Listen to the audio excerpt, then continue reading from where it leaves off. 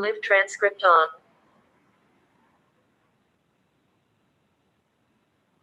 You are in the meeting hosted by Senate Sergeant Matthew Parenti. Participants.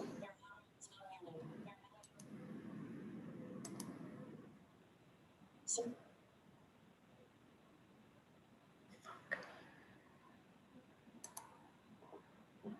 meeting.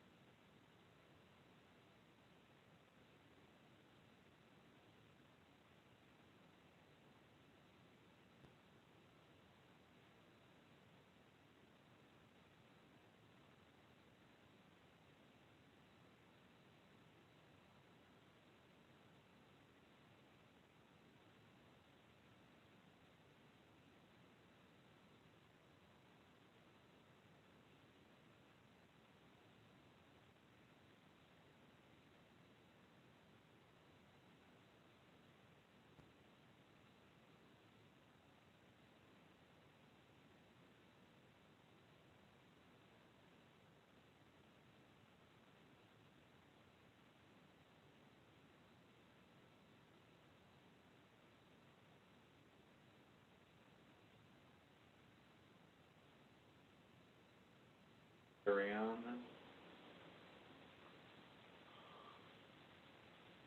Not quite yet. I got a link so I give it. Okay.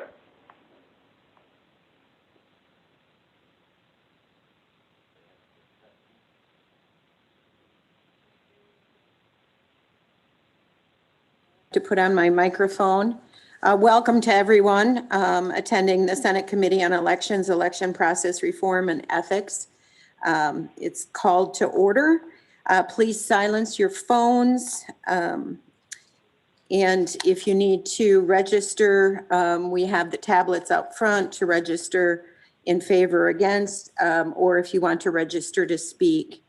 I would encourage everyone testifying today to stick to the issues on the bills, to not engage in personal attacks or accusations. I'd appreciate that very much. Would the clerk please call the roll? We have Senator Bernier, Here. Senator Darling, Senator Strobel, Senator Smith, Senator Royce. Thank you. We'll hold the roll open for other members who will be coming in. There is a quorum today, and as a reminder, we are being broadcast on Wisconsin Eye. Since this committee uses paperless registration, as I mentioned, you can register out with the sergeant's office in the corridor. Today is a public hearing on 3 bills. In order to be more efficient, we'll be hearing from the authors on the 3 bills first, and then we'll take public testimony on all 3 as well. So I would like to welcome Senator Strobel in regard to Senate Bill 204 relating to absentee ballot applications, unsolicited mailings or transmissions of absentee ballot applications and absentee ballots, canvassing absentee ballots, and electronic voter registration, and providing penalty. Also welcome Representative Gundrum as one of the authors as well. So welcome, gentlemen. There we go. Good morning, Chair Bernier and fellow members of the Senate Committee on Elections, Election Process Reform and Ethics. Last year, we witnessed an astonishing uptick in absentee voting. According to the Wisconsin Election Commission, 27.8% of votes cast in the November 2016 election were absentee ballots. In November of last year, 59.7% of votes cast for absentee ballots.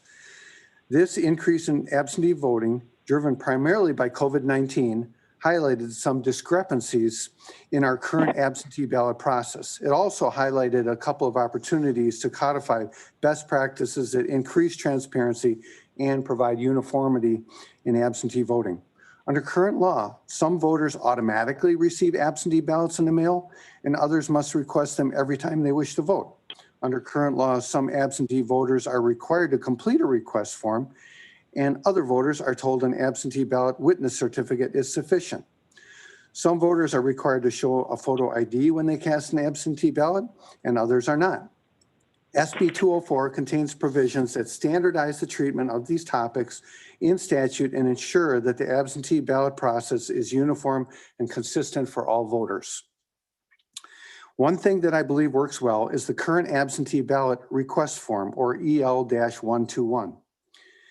This document clearly and succinctly outlines the information that a municipal clerk needs to issue an absentee ballot. However, there's no specific statutory requirement that all municipalities in the state use this form.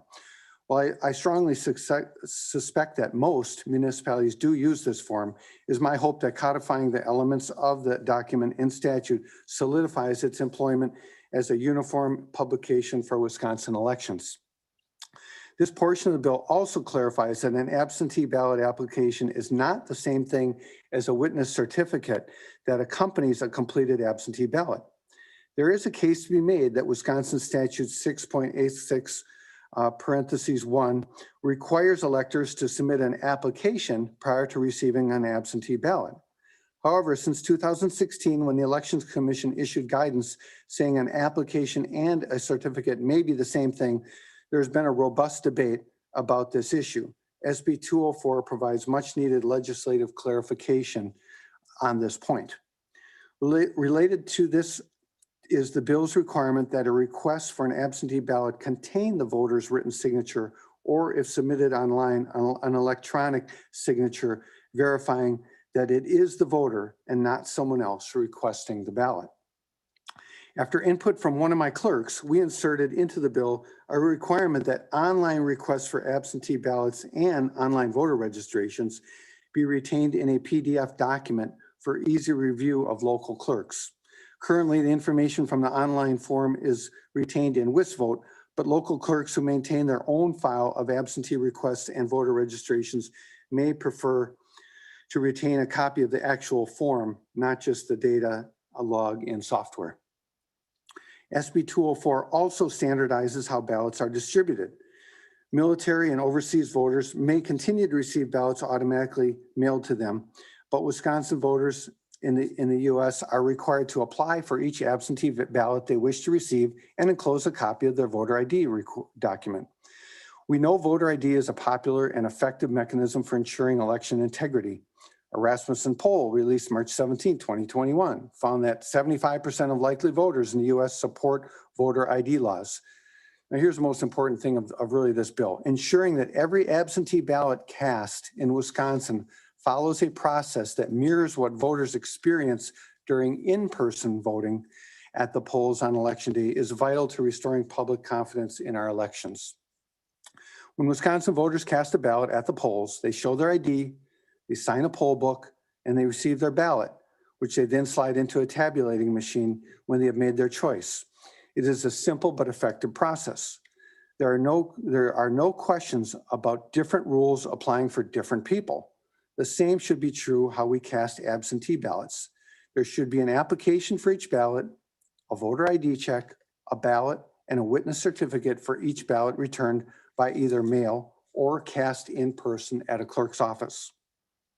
SB 204 also evens the playing field when it comes to governmental units mailing absentee ballot applications to voters. While private entities are free to mail such applications to anyone of their choosing, the bill prohibits the state or any subdivision of state from mailing out absentee ballot applications. Municipalities of varying sizes have widely varying budgets, and it would be unfair to advantage some voters over others if only some, but not all, municipalities mass mail absentee ballot applications. Finally, this bill requires clerks to post hourly once they have begun canvassing absentee ballots.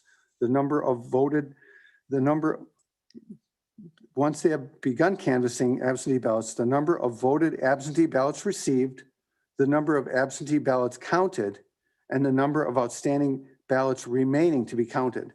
This is similar to a statutory requirement that exists for hourly posting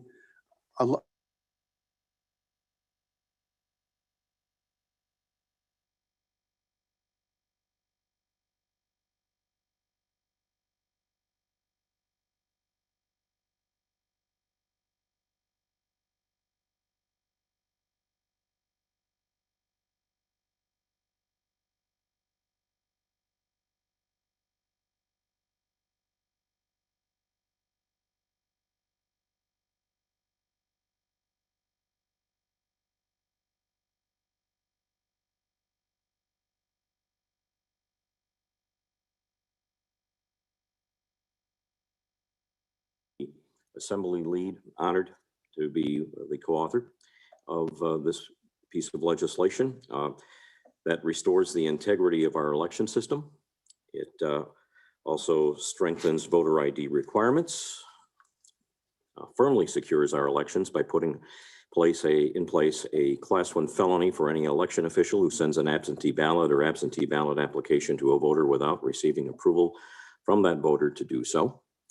And lastly, SB 204 requires the Wisconsin Elections Commission to keep a version of a voter's completed voter application if the voter submitted the application electronically. It's imperative that we restore confidence in our election system, and SB 204 is a wide-ranging election reform bill that will do just that. Thank you. Okay, thank you for your testimony. I think we'll move right on. So we're going to cover the bills by the authors and then we'll move to testimony. So is a little different than normal. If there's no objection to that, we'll do it that way. Senator Strobel, would you like to testify in regard to SB 205? Sure. SB 205 protects the voting rights of long-term care facility residents. In December, when this committee and its assembly counterpart held a joint hearing soliciting feedback on the multiple elections last year, one issue that received attention was the conduct of voting at long-term care facilities in the absence of special voting deputies. Special voting deputies serve a vital role in facilitating the conduct of free, fair, and transparent elections at long-term care facilities. But in circumstances where they are not used, there is no prescribed way to ensure voters who reside at such facilities have the support they need and help they need to cast an absentee ballot. SB 205 requires administrators of long-term care facilities to use whatever existing point of contact list they have on file to notify the next of kin of each resident of the dates and times of visits by special voting deputies. While this information is made publicly available by municipal clerk's offices, the testimony we heard last year highlighted that relatives of long-term care facility residents are not receiving this information. Current law allows anyone to observe the election process, and this provision functions on the same principle. Next of kin notification facilitates transparency, but does not grant anyone the right to violate the sacred nature of the secret ballot. The bill also prohibits an employee of a long-term care facility from pressuring a resident to cast or refrain from casting a ballot.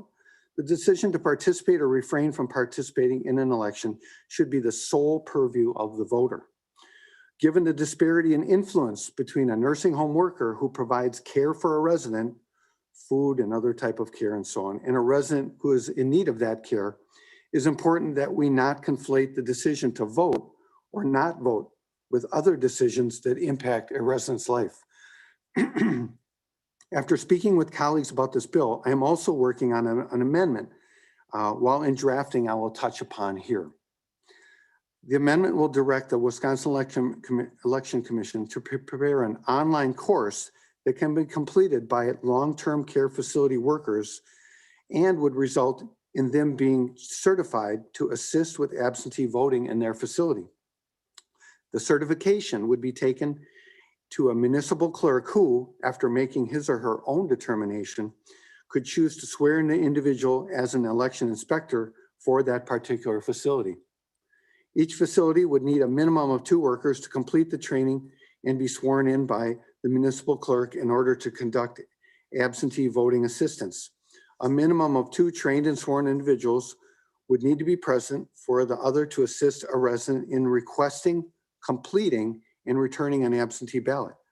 Additionally, these specific voting assistance workers would be authorized to verify the place of residence and identify the individual they're assisting. This process would not replace special voting deputies, and it would still be up to the municipal clerk to determine whether or not such deputies will be employed. Finally, the amendment would require an audit of 10% of all absentee ballots returned from long-term care facilities. The audit would simply consist of 1 phone call from the clerk's office to the voter to confirm his or her intentions to return a voted absentee ballot. Thank you for your time today. I'll be happy to answer any questions. I don't believe my assembly lead is here today, so I'll be happy to answer questions. Okay, shall we go to that before we hear from Senator Darling? Okay. Does any of the committee have any questions of Senator Strobel on SB 204 or 205? Senator Smith.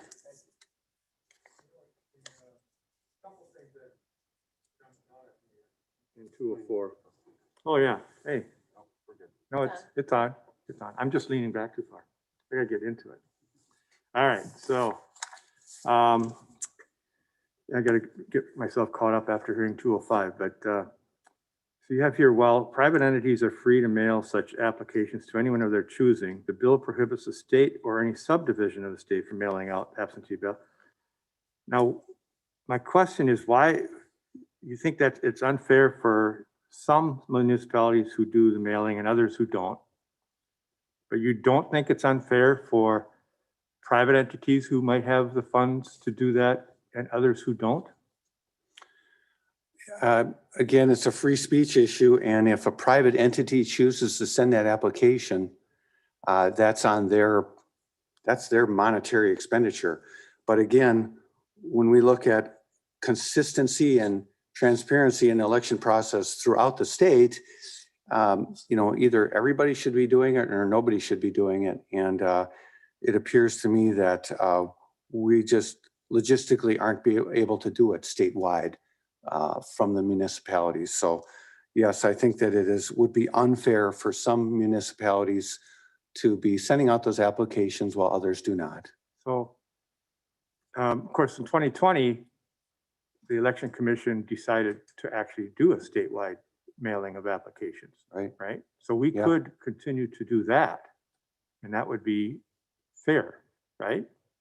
I'm not sure if that's the best use of taxpayer money, and I think there was other things going on with with COVID certainly that made that some justification for that.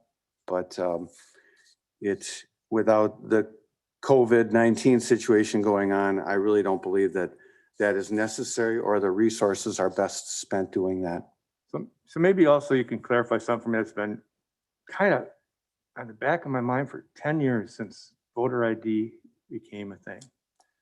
And that is that when applying for an absentee ballot, you still have to send in a copy of your ID. Why is that? Because what are we comparing that photo to when they're absent? Well, first off, we have a voter ID law in the state, and when you vote, you need to provide an ID. But that's, Is that what you're getting at? well, on the polling place, I understand what you get at. We can argue the validity of a voter ID, but when you're absent, what are they comparing that photo to? I mean, anyone could send a photo in. It doesn't mean anything. Sure.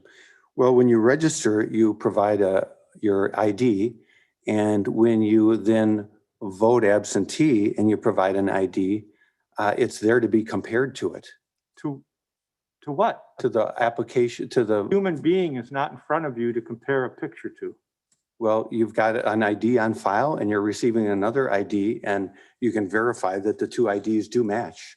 Well, we're probably not going to agree on that, but I think that's just something that I needed to point out. It's been bugging me a long time. You also realize that when someone is indefinitely confined and legitimately indefinitely confined, they really have difficulty accessing the potential for some of these, accessing some of these forms, some of the even of ID, mailing things, all the things that might be required here. So are we not taking away their potential ability to vote? This bill isn't dealing with the indefinitely confined. It doesn't touch that part of our statutes. Do you believe that Donald Trump actually won the state of Wisconsin? I don't think that has any relevance to what we're talking I think about we're today. dealing with, all these bills are dealing with the big lie and trying to benefit from that. So thank you. These bills are dealing with reforms to enhance the transparency and consistency in our elections. Okay. Let's stick to the bills and the content of the bills. Are there any other questions? Yes, Senator Royce, go ahead. thank you, Madam Chair. I guess what I'm struggling with here is that all these bills are couched in relatively neutral bureaucratic language about conforming to uniform standards and making everything across the state. But in every instance where there has been some discrepancy, you have chosen to make it more restrictive, more burdensome, more paperwork, more challenging for voters. And I guess I'm wondering why, if it's really just about standardizing things, are you constantly making the choice to make it more difficult and burdensome for voters rather than facilitating access, which is what modern democracy should be doing if we actually want people to vote. Well, as I had indicated, there are questions about our election process and the fairness of them. And inconsistency is a big part of that, and transparency is a big part of that. So when we augment those things, we help the situation. I think, when you think about it, every invalid vote, and we can debate about how many there are, but I think in any government program or activity, we see things that go on that aren't right. And, it's always our constant goal as stewards of this public office to see that we can make things better. And that's what we're trying to do, make things better here. And every time there is a vote that isn't rightly cast, that's really suppressing the vote of another person. And that's when you're in effect doing the exact same thing as physically telling someone they can't vote. I mean, that's really the same thing that's going on if invalid vote is cast and it cancels out a legitimate vote of someone else. You might as well just be telling that person, nope, you can't vote, stay home. So if you really think of it in those terms, I think it does tell you that these are important things we need to do to, again, enhance the integrity and make sure people can feel good about the democratic process. Well, I think people will feel good about the democratic process if their elected officials stop lying to them about this myth of voter fraud. Voter fraud is exceedingly rare in this country. We do not live in Saddam Hussein's Iraq, right, where candidates get 90% of the vote. We don't live in Putin's Russia. We live in a free democracy with locally run elections. And, by and large, it is a miracle that these incredible election officials and a lot of volunteers like poll workers make these elections come out without a hitch. But, you really didn't answer the question. If the goal is to increase confidence in our elections, make sure that there's transparency and that all voters have an equal opportunity to cast their vote, why in every instance are you choosing to make it harder rather than easier? When you look at other states, they're looking at trying to facilitate more mail-in voting. What could be a more equal way for voters in a state like Wisconsin that has urban areas and rural areas than just simply mailing everybody a ballot? We could have mail-in ballots. And then every person would have an equal opportunity to vote. Why are you instead making it more time consuming, more difficult, and more burdensome in every change that you're making for a voter? That the impact is going to be, it's going to be harder for people to vote. I think carte blanche mailing of ballots is asking for trouble. That is when you will be inviting fraud, undoubtedly, when there's no chain of custody and ballots are floating out there. And that would be the last place that I think anyone would want to go if your goal was to enhance the transparency and consistency and trust in our election process. But I mean, many states that are larger than Wisconsin have done this, and it's been wonderful. There have not been increases in voter fraud, in people trying to vote illegitimately. And, the Republicans have been looking for years and years and years to find evidence of voter fraud, and they just can't find it. There just isn't widespread voter fraud because it is clear that by and large, people vote in a valid way. And, it's very disappointing to see arguments being made that, say that we're for election integrity and for making sure that all voters have an equal opportunity to cast their ballot, when the effect is going to be to make it more difficult. And I think that, it's important to just be clear with voters about the effect of the bills that you're pushing. It's going to make it harder for them to vote. It's going to make it more burdensome, less convenient, and that's going to have an impact on voters that you think is going to create a partisan advantage for you. It's the same thing as voter ID, I hate to interrupt because we're debating executive type session things here. If you have a question on the bills themselves, mail-in voting is not part of these two bills. So if we could keep our questions to these two bills, I'd appreciate it. Fair enough, Madam Chair. Thank you. Sure. Senator Smith. So under 204, I see in favor, the only group in favor that listed is Opportunity Solutions Project. Now, I've noticed that among all the bills we've been hearing here in this building lately on elections. And I'm curious as to what you know about Opportunity Solutions Project. I don't know anything about them. Quite frankly, I don't pay a whole lot of attention to special interest groups. I listen to constituents. That's really who I pay attention to. Well, it seems like they are behind most of these bills, and they're based out of Florida. This is a group that's based out of Florida. Their lobbyists testified last week in one of these hearings, and they are a 501c4, which in Florida law makes them tax exempt. But in Wisconsin, why should they be advocating for laws to suppress our vote? Yeah. Well, for the same reason, many other lobbyists walk in your office, walk in my office, and want our time from out of state that I don't always, quite frankly, give them. So that's I guess how I'd Okay, so answer that. are we going to see some of these other bills that we've seen across the country as well that they've pushed, like making it a felony to bring water to people standing in line? I don't know what they do in other states, and I don't care. I only care about what we do in Wisconsin. All right, thank And you. these bills are relating to Wisconsin.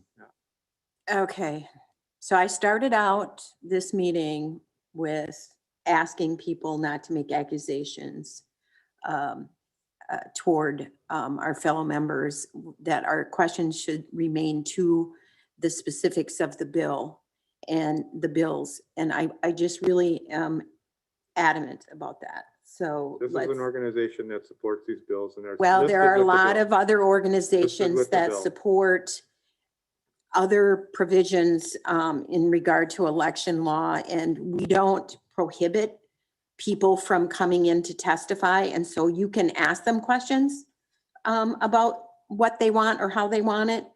But to accuse Senator Strobel of sort of being a part of their group. I asked a question. He answered the question. All right, thank you, Senator Smith. Are there any other questions from committee members? Seeing none, thank you, Senator Thank you. Strobel.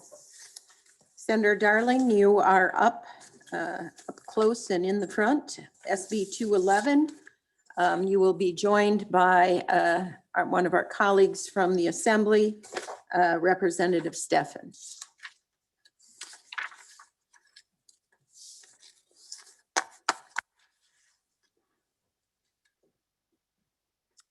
Welcome, legislators. You may take it away. Thank you, Madam Chairman. Thank you, Madam Chairman and committee for hearing this bill. I think what we've been talking about is intent. And SB 211 originates mostly to get consistency and uniformity of practicing of voting. And if you look at Judge Roggensack's opinion on several of the cases that came to the Supreme Court, her main comment was that there are irregularities and inconsistencies in Wisconsin state statutes. And I think it's very important for us to listen to not only our constituents and people who testified at our hearing, but to respect the opinion of our Supreme Court. So the intention of many of these bills is to have consistency and regularity of voting, whether you're in my area or in yours, Senator Smith, or yours, Representative Steffen. The uniformity guarantees that each vote will count consistently. And that to me is extremely important. And what we've heard is from our constituents is they want their vote to count, and they want to have their vote count as much as another. And that is the intent of the bills. I really got involved in this with the opinions of Justice Roggensack, because she was the one who pointed out the irregularities and consistencies. And the goal is to have everybody in the state have the same process. So as I mentioned, each vote will count the same way. So what this bill does, it builds on what Senator Strobel talked about in terms of absentee balloting, voting, and in-person voting. So what we want to do is treat those both consistently. But right now in current law, they're treated differently.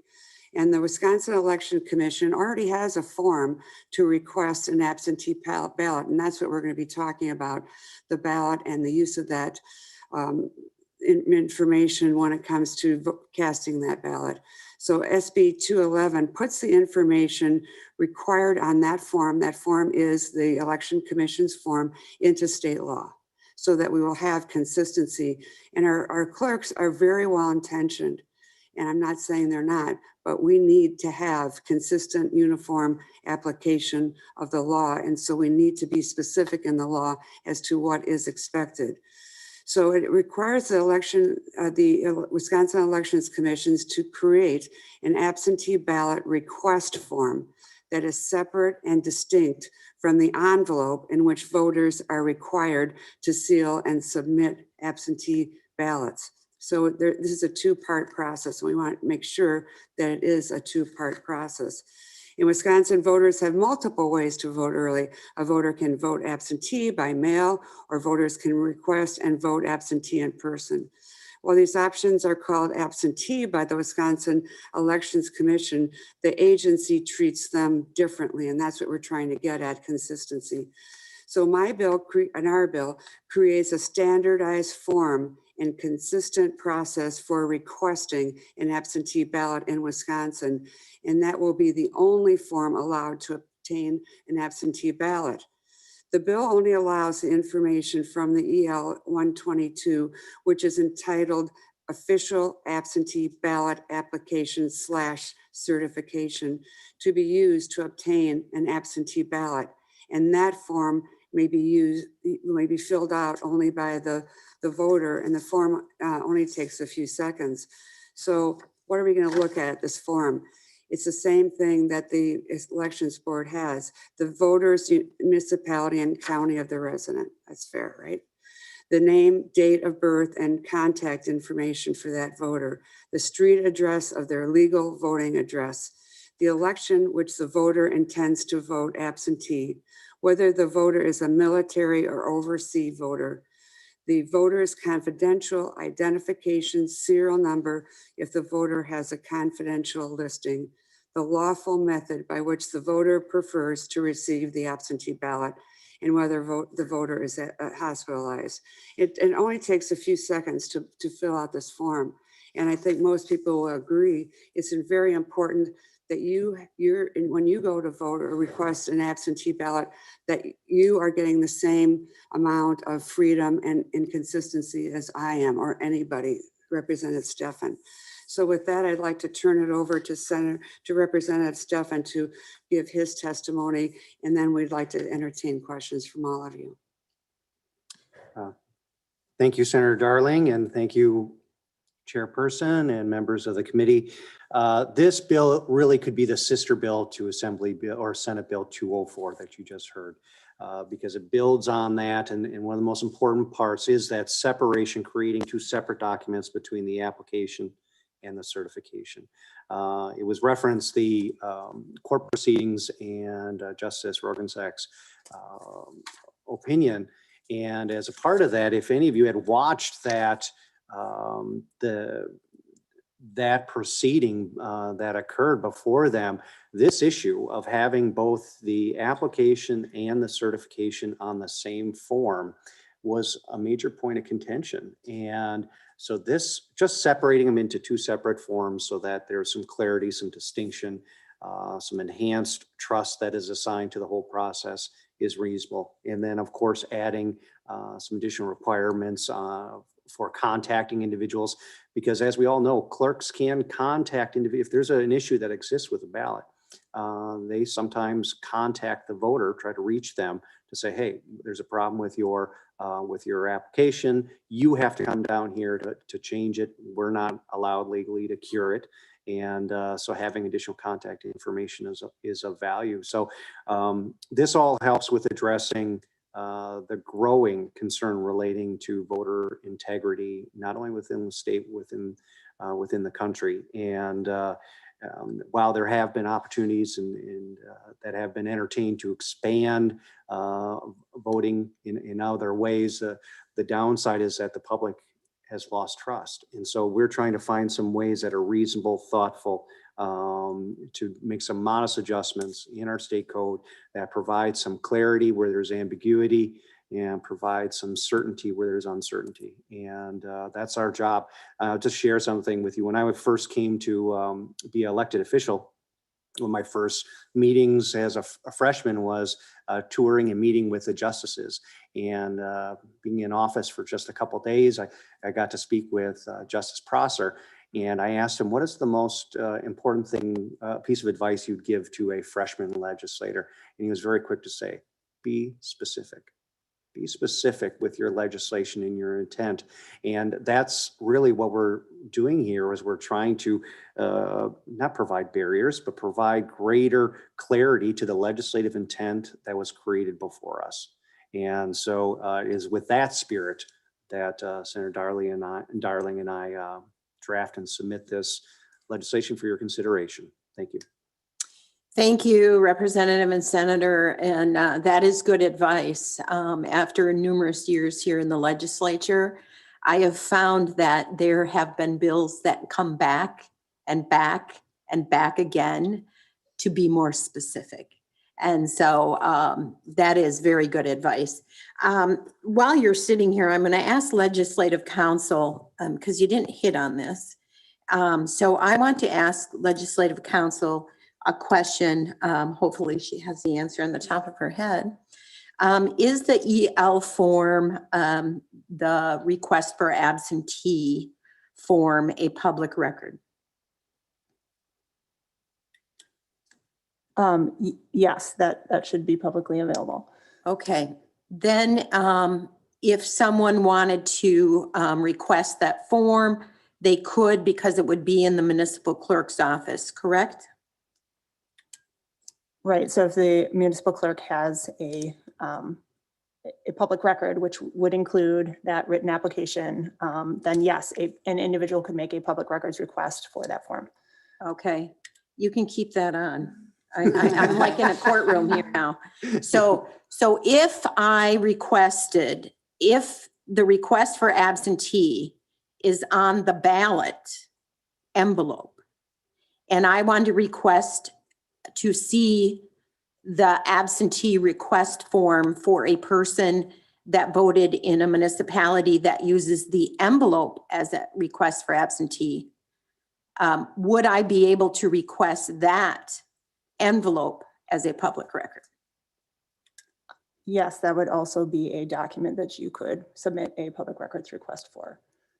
Could the municipal clerk open up the envelopes that are to be retained for a recount, that all of those envelopes are secured in, and they have to be held for 22 months in case of a recount request?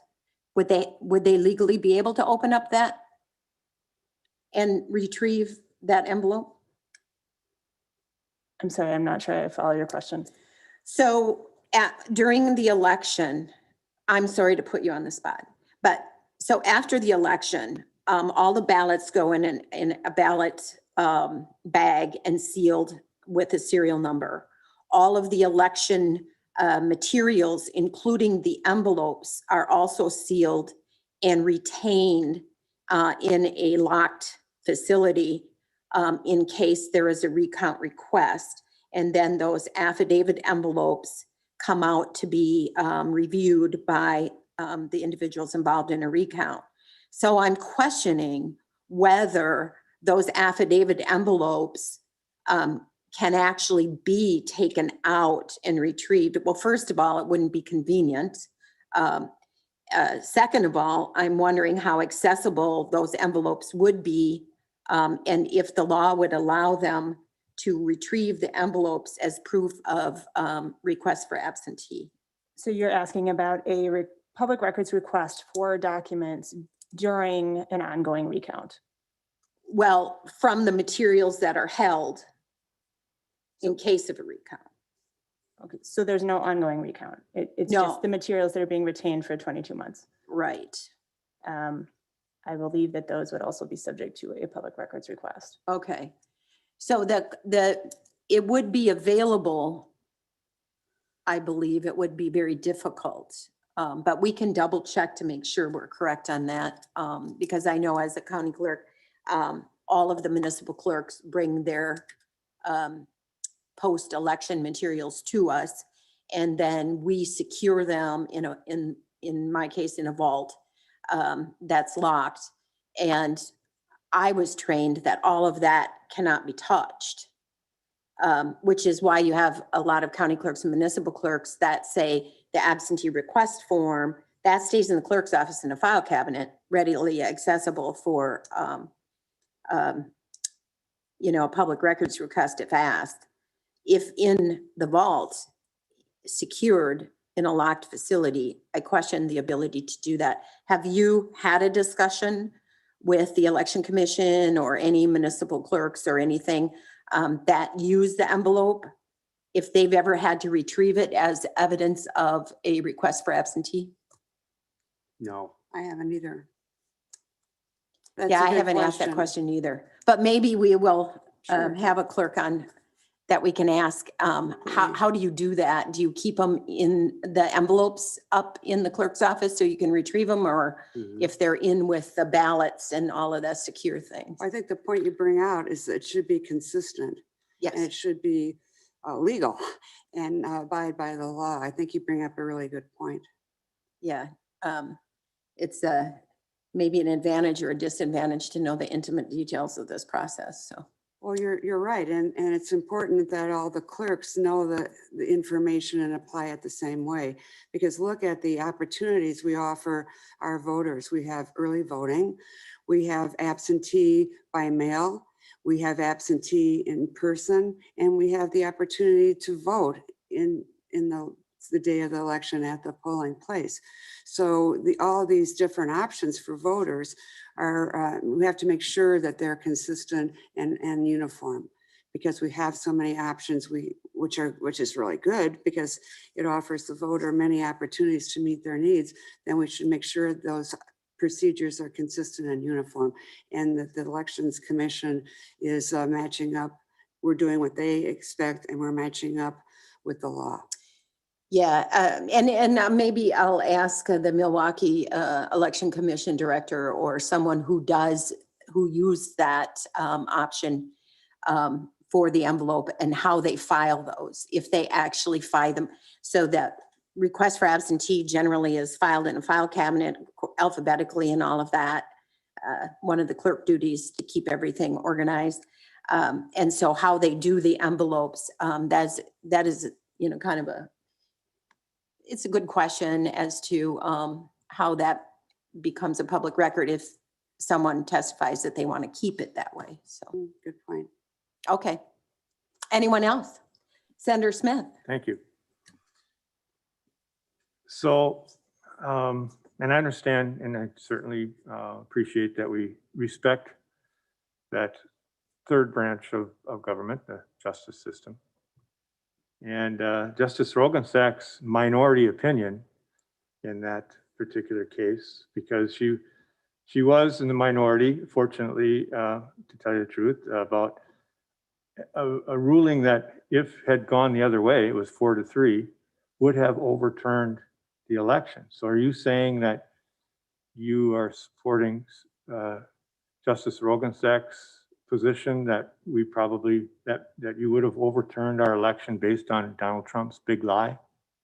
I wish we'd quit this name calling, and especially big lie. What we are concerned about, as I've said many times, is that your vote will count as much as mine, that there needs to be consistency and uniformity about how we proceed in our election process. So I would very much appreciate our intent, that our intent. Our intent is that to have our laws consistent and uniform. I've always been struck by our laws being really good.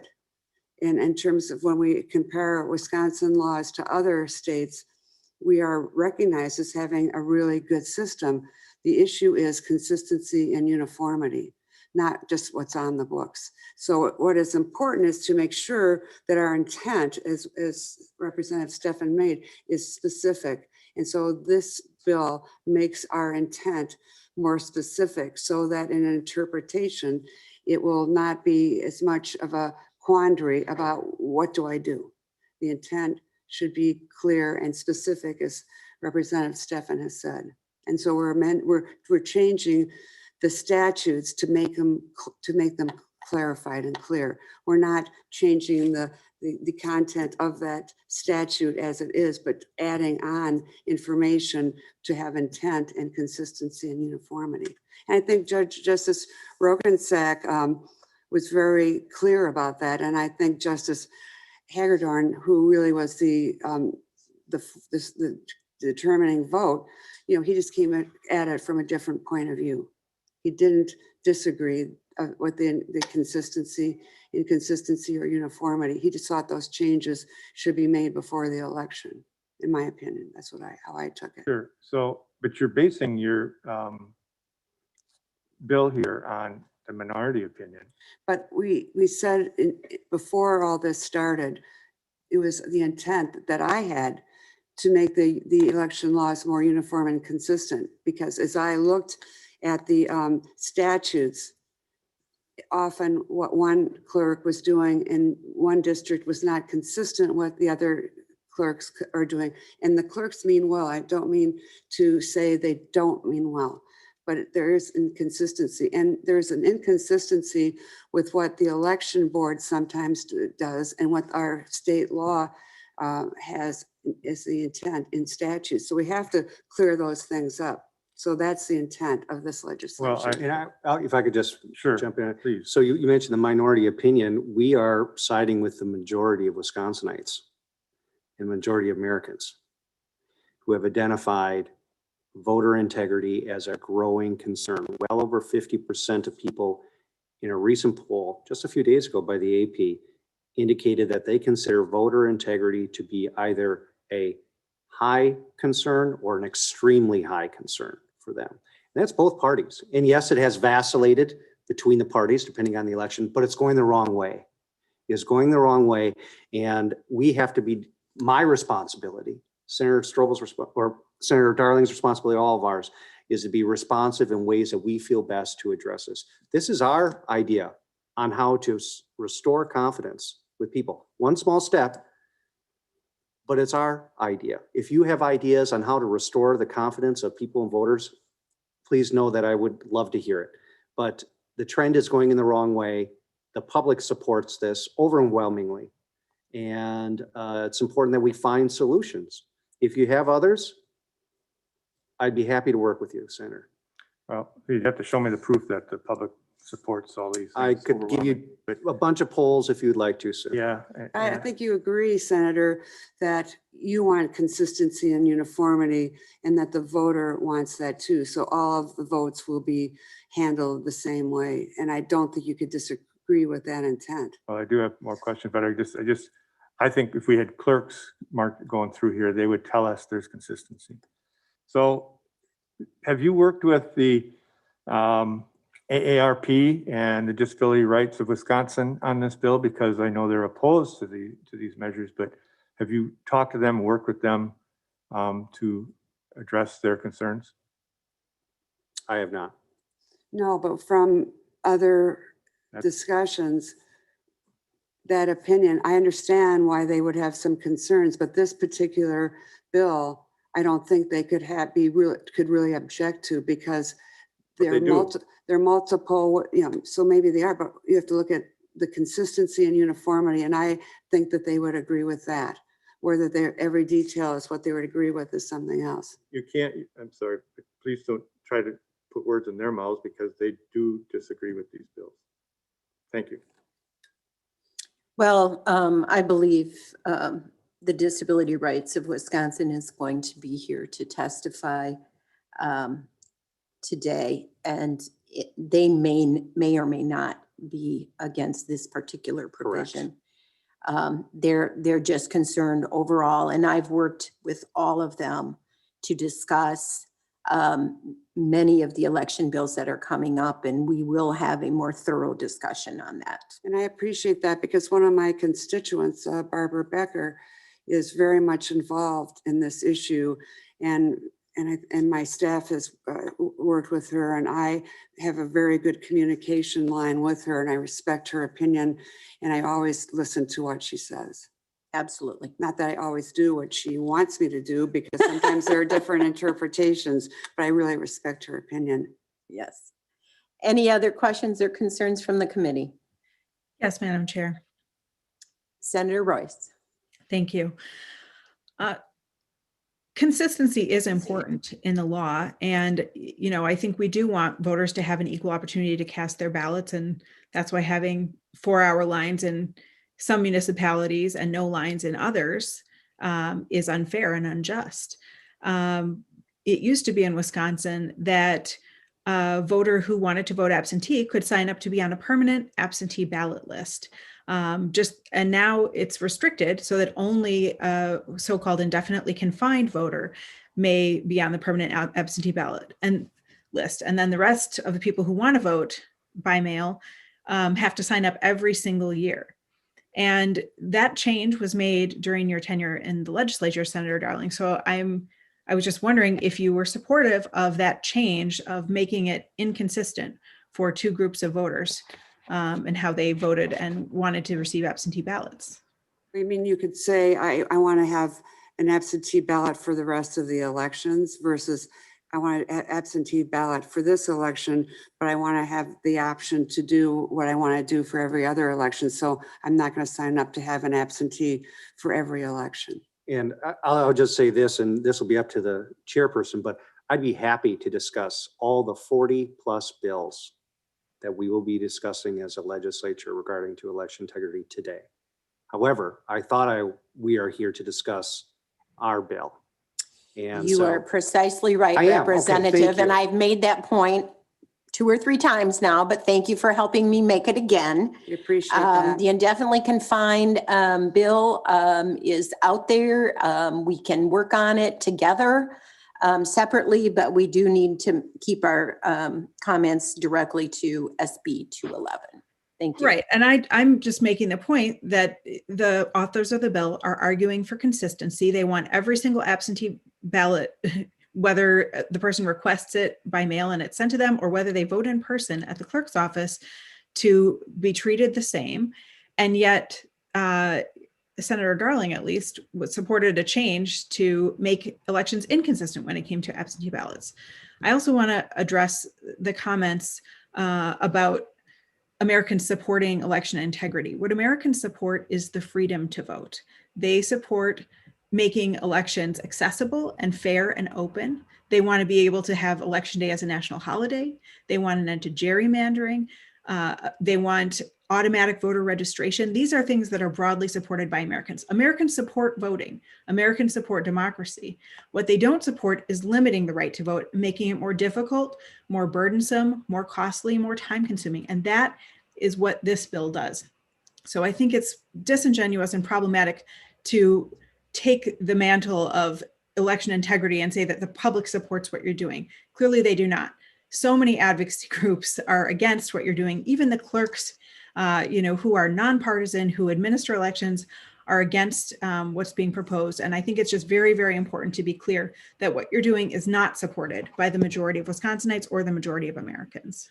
well, I would just say this real quickly. That's there was a poll that was released just last week, national, Rasmussen, 62% of all Americans support voter identification measures, 59% of African Americans.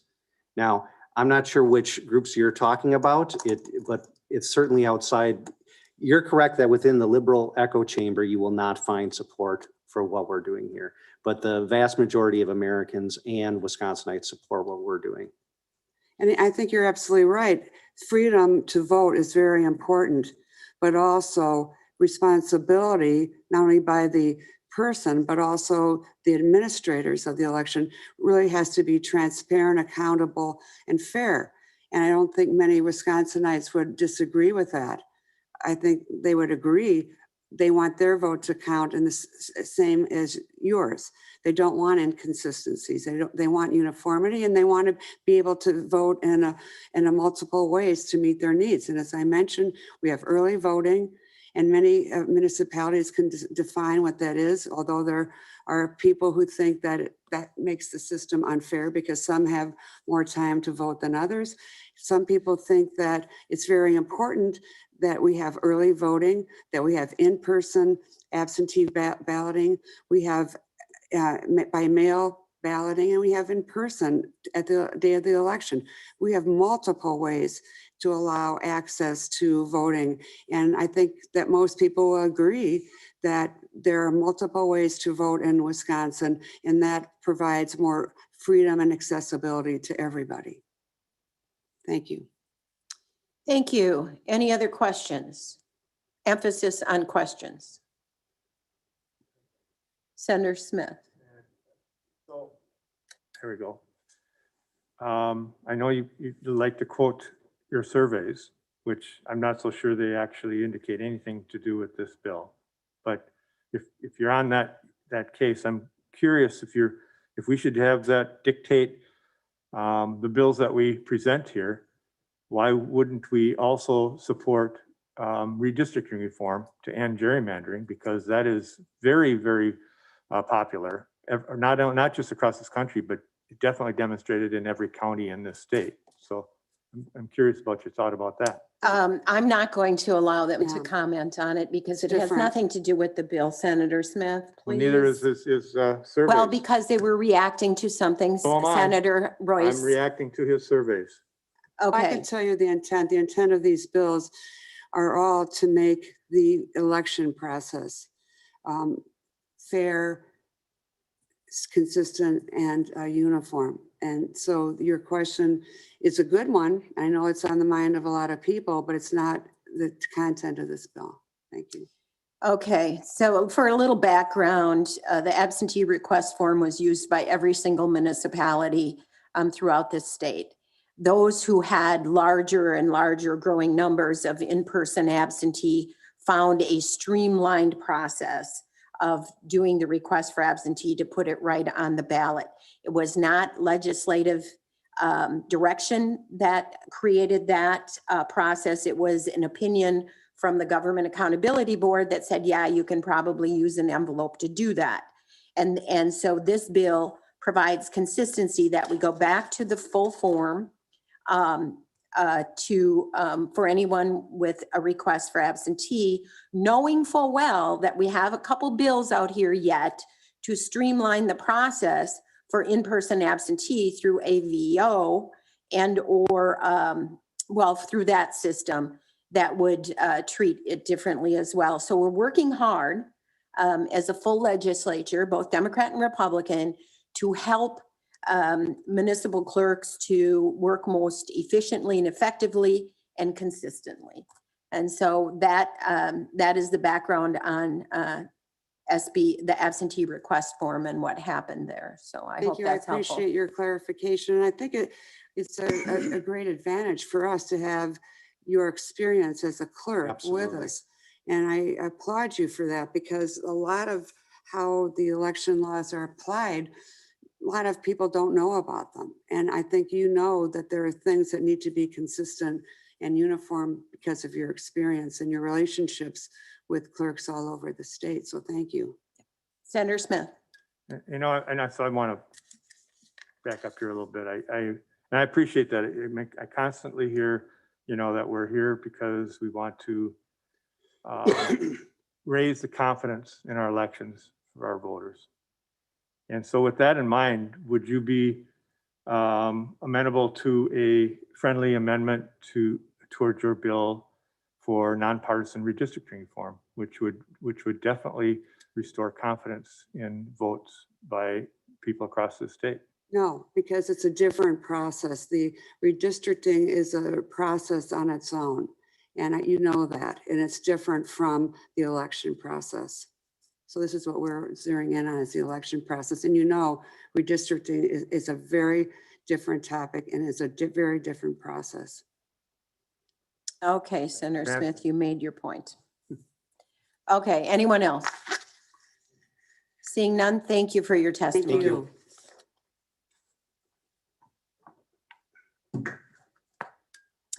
Okay, we are now going to move on to public comment. Brian Peters was registered. He will submit his testimony electronically if anyone is interested in that. I would like to welcome Barbara Becker, Disability Rights of Wisconsin, to testify first. Are you there, Barbara? Yes, thank you very much, Senator Bernier. Can you hear me okay? I can hear you just fine. Take it away. All right, thank you so much. Just getting situated here. It's a different thing to be testifying virtually, so thank you very much for providing that opportunity. So I am just pulling up my comments. I apologize for the brief delay. I was following all of the comments from the committee members. Take your time. I'd like to say we have all day, but I want to go home this afternoon. Yeah. And we want you to be able to do so, absolutely. Testimony for today's hearing. I keep bringing up the wrong testimony. Oh my goodness, I'm so embarrassed. Here we go, ready to go. All right, thank you very much, Senator Bernier and members of the committee for the opportunity to share these comments with you today on behalf of Disability Rights Wisconsin, the protection and advocacy system for Wisconsinites with disabilities. Disability Rights Wisconsin provides education, training, and assistance to individuals with disabilities to promote their full participation in the electoral process. We're happy to have the opportunity to be a resource for you to ensure that voters with disabilities have the opportunity to fully participate in the electoral process. Let's see, here we go. I specifically wanted to share our opposition to SB 204 and SB 205 because we are concerned it will make it harder to vote for many voters with disabilities and older adults. First, I'll talk about SB 204, which would basically eliminate the important provisions of the indefinitely confined statute. Wisconsin's indefinitely confined statute has been on the books for decades, and it's an important safeguard to ensure many disabled, elderly, and chronically ill voters can cast a ballot. It's important to individuals for whom, due to their age, illness, or disability, either permanent or intermittent, leaving their residence imposes a burden. An indefinitely confined voter does not need to provide a copy of photo ID, although they may choose to do so if they can. Indeed, instead, the witness's signature on the absentee ballot certificate envelope satisfies the photo ID requirement. The voter registration process also requires the voter to prove their identity with proof of residency. We have a voter hotline and we assist hundreds of voters with disabilities, and we've seen the importance of the indefinitely confined provision. It's understandable that usage increased last year because of the pandemic. Many individuals didn't feel safe voting in person, and many isolated at home because of their high vulnerability. Wisconsin's indefinitely confined voter provision allowed them to automatically have an absentee ballot sent to them for every election to be a permanent absentee voters. Many of these voters have significant disabilities or disabling medical conditions, but they live in the community. For example, I know many of you as policymakers have supported the expansion of community-based long-term care in our state. That means over 75,000 people who are enrolled in Family Care Partnership and IRIS. They're all at a nursing home level of care, but most live in the community. So it's not surprising that many designate as indefinitely confined voters. The voters we assist rely on this provision not because they don't want to provide a photo ID, but because of their disability, illness, or age. In my testimony, I included a link to the Wisconsin Election Commission report on the November 2020 election, and it points out that 80% of these voters had a photo ID on file or had shown their ID in the past 4 years when they voted in person. Voters may be unable to upload a photo ID because of limited access to technology or limited ability. And in addition, and this is an opportunity that you could consider, The My Vote system does not currently give them the option to upload photo ID. They may have an ID and wish to upload it, but they can't do so. So we recommend that you direct the Wisconsin Election Commission to add this as an option, however, not a requirement. We talk to a lot of people who have a very hard time obtaining photo ID. A high percentage of people with disabilities are non-drivers with limited access to transportation. Many have difficulty leaving their home due to health status. On election day this month, our hotline received a call regarding a man in his 50s who's enrolled in family care. He wants to vote so much, but he's been without an ID for 3 years. He has asked his family care team numerous times to provide assistance. He needs not only transportation to DMV, but someone to go in with him to help him complete the paperwork. It's very disturbing that people in our state have so many barriers to getting a photo ID for voting and are disenfranchised. In addition, his experience points out the lack of awareness of the indefinitely confined voter provision for people who need it and are eligible. He could have voted absentee as an indefinitely confined voter, but didn't know about that option. If you look at the appendix of our testimony, we have other examples related to barriers for people to get photo ID. Because of these significant barriers, it's important that we maintain the indefinitely confined provision to allow voters to satisfy the photo ID requirement through the witness's signature on their absentee ballot envelope. The requirement to show proof of residency when registering is an additional safeguard for the voter to prove who they are. Based on our work assisting voters, we think it would be helpful to update and clarify the statutes regarding indefinitely confined voters. We found voters are often confused by this designation. While there may be some voters who are using it inappropriately, there are also voters who very much need to utilize this status and are not aware of it and have not been able to vote. We would like to work with you to update the statute and work with election officials to educate the public and provide a better understanding of the provision and who should utilize it. I want to thank you, Senator Bernier, for your sensitivity to the importance of this provision to voters with disabilities. I really appreciate the good discussion we've had and hope that you are interested in advancing the alternative language we have proposed in response to your interest, and we welcome the chance to share it with others. We're also concerned that SB 204 would prohibit the Election Commission, clerks, and other groups from sending absentee ballot applications to all eligible voters. We ask you to oppose that. We've heard from hundreds of voters how helpful it was for them to receive an absentee ballot application. Many of the voters we assist do not have access to the internet. They don't have a smartphone or computer, so they cannot request an absentee ballot on My Vote. Many have limited options to transportation and don't have ready access to an absentee ballot application. It was truly a public service for them to receive the mailing from the Wisconsin Election Commission and from local clerks. And most important, it provided them with equitable access to make a choice as to whether or not they wanted to vote absentee. So based on those concerns, we ask you to please oppose SB 204. We're also concerned about the harmful impact of SB 205 on voters with disabilities and older adults. A significant number of voters, indefinitely confined voters, live in care facilities. These include nursing homes, group homes, adult family homes, and other assisted living facilities. In addition to elderly, they include many younger people with disabilities. We're concerned that SB 205 would actually limit the voting rights of nursing home and group home residents. If staff offered to provide a resident with assistance, this would be a felony. It may conflict with federal law, which requires nursing homes to support and affirm the right of residents to vote.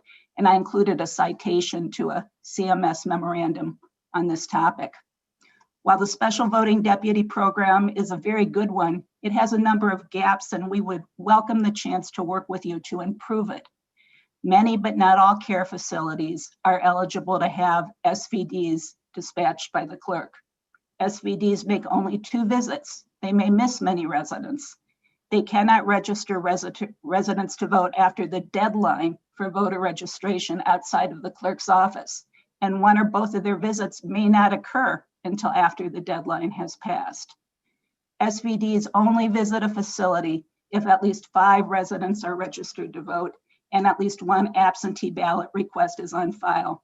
But there's no safeguard to ensure residents are provided with the option to register to vote or to request an absentee ballot. This is a chicken and egg situation, which results in residents being disenfranchised. Finally, the current statute indicates the second visit can take place as late as the Monday before the election, and clerks are not allowed to mail out absentee ballots until that second visit occurs. Again, this has the potential to disenfranchise some care facility voters, and I know none of us want that. Finally, there's no process to ensure that clerks have the most current information about eligible care facilities and that those facilities are notified. The Wisconsin Election Commission November 3rd data report indicates that in November 2020, 22,303 active registered voters who previously were served by SVDs requested a by-mail absentee ballot. Now that was during the pandemic, and it's actually more voters from care facilities than participated in November 2016. However, I've included some data that shows you the number of potentially eligible care facilities and beds in Wisconsin. Although not all residents are eligible to vote, the presence of over 87,000 beds suggests that there's a big gap here. We think that Wisconsin should be doing more to support care facility voters and ensure that their voting rights are, that they're able to assert them. SVD should be an option for supporting residents with voting, but not the only option. Limiting voting to assistance from SVDs would leave behind some residents of care facilities. I hope those gaps that I've shared with you make that case. Even if SVDs visit a facility, they won't see all eligible residents. We think it's important for staff to be able to assist residents. Residents need to know that an election is coming up and they have the option of getting assistance from staff. If requested by the voter, staff can assist them in filling out a mail-in ballot or accompany them to the polling place. A voter is allowed to have someone assist them with completing a ballot, but very important, that ballot must be completed as directed by the voter. And if there is an assister, that must be recorded. It would be illegal for a staff person, family member, guardian, or anyone else to complete a ballot not as directed by the voter. In addition, staff cannot answer questions about candidates, questions about political platforms, and must keep votes confidential. Care facility staff who assist voters should have the opportunity to participate in training on voter rights, voting regulations, and timelines and specifics of the process for providing assistance and witnessing a ballot. I noticed Senator Strobel mentioned that he's considering adding a provision like that. We support the idea of training, but we are concerned about limiting it in terms of making it a requirement, noting that there's so much turnover with care facility staff, and particularly we think it could put small care facilities, group homes, at a disadvantage as they struggle so much with adequate staffing. In summary, Wisconsinites should not lose their right to vote privately and independently because they live in a group home or nursing home. For that reason, we ask you to oppose SB 205 and hope instead that we can work with you on the other recommendations that we have shared. We really want to be a resource to help ensure that voters with disabilities and older adults can fully exercise their right to vote, and to work with you to improve the accessibility of our elections. We have some other examples included in the testimony that we hope will be helpful to you, including from indefinitely confined voters who aren't able to participate in today's hearing. Thanks so much for the opportunity to share these recommendations with you, and welcome any questions. Barbara, thank you so very much for your testimony. I think it's incredibly impactful. I just wanted to point out that I don't think you have a copy of the suggested amendment, and maybe it's still being worked on. I I share your concern with the turnover with personal caregivers, and they would probably be the ones to assist. However, I just would encourage you to keep an open mind on that, simply because an online training would be impactful and informative and brief. And so it wouldn't take a long time, say an hour, maybe 2 at the most, for that certification to be done online. And I think it would be very accessible to anyone working in the long-term care career. So do we have any questions of Barbara? Senator Darling. Yes, hi there, Barbara. Very nice to have you, and you always are very representative of the disability rights group, and I applaud your leadership. And I look forward to talking with you about these election bills. We haven't had the chance to get into depth, although Bob Delaporte from my office has talked with you, but I'd like to have that opportunity as well. But I really thank you. I really thank you for your leadership. You've been very consistent about your caring and your advocacy. So thank you very much. Thank you, Senator Darling, and I would love to sit down with you or to meet virtually and have a good discussion, and also share the proposed language about updating the indefinitely confined voter provision. We really think it's out of date, and that there's an opportunity to work together on that. Absolutely. Right. Senator Strobel.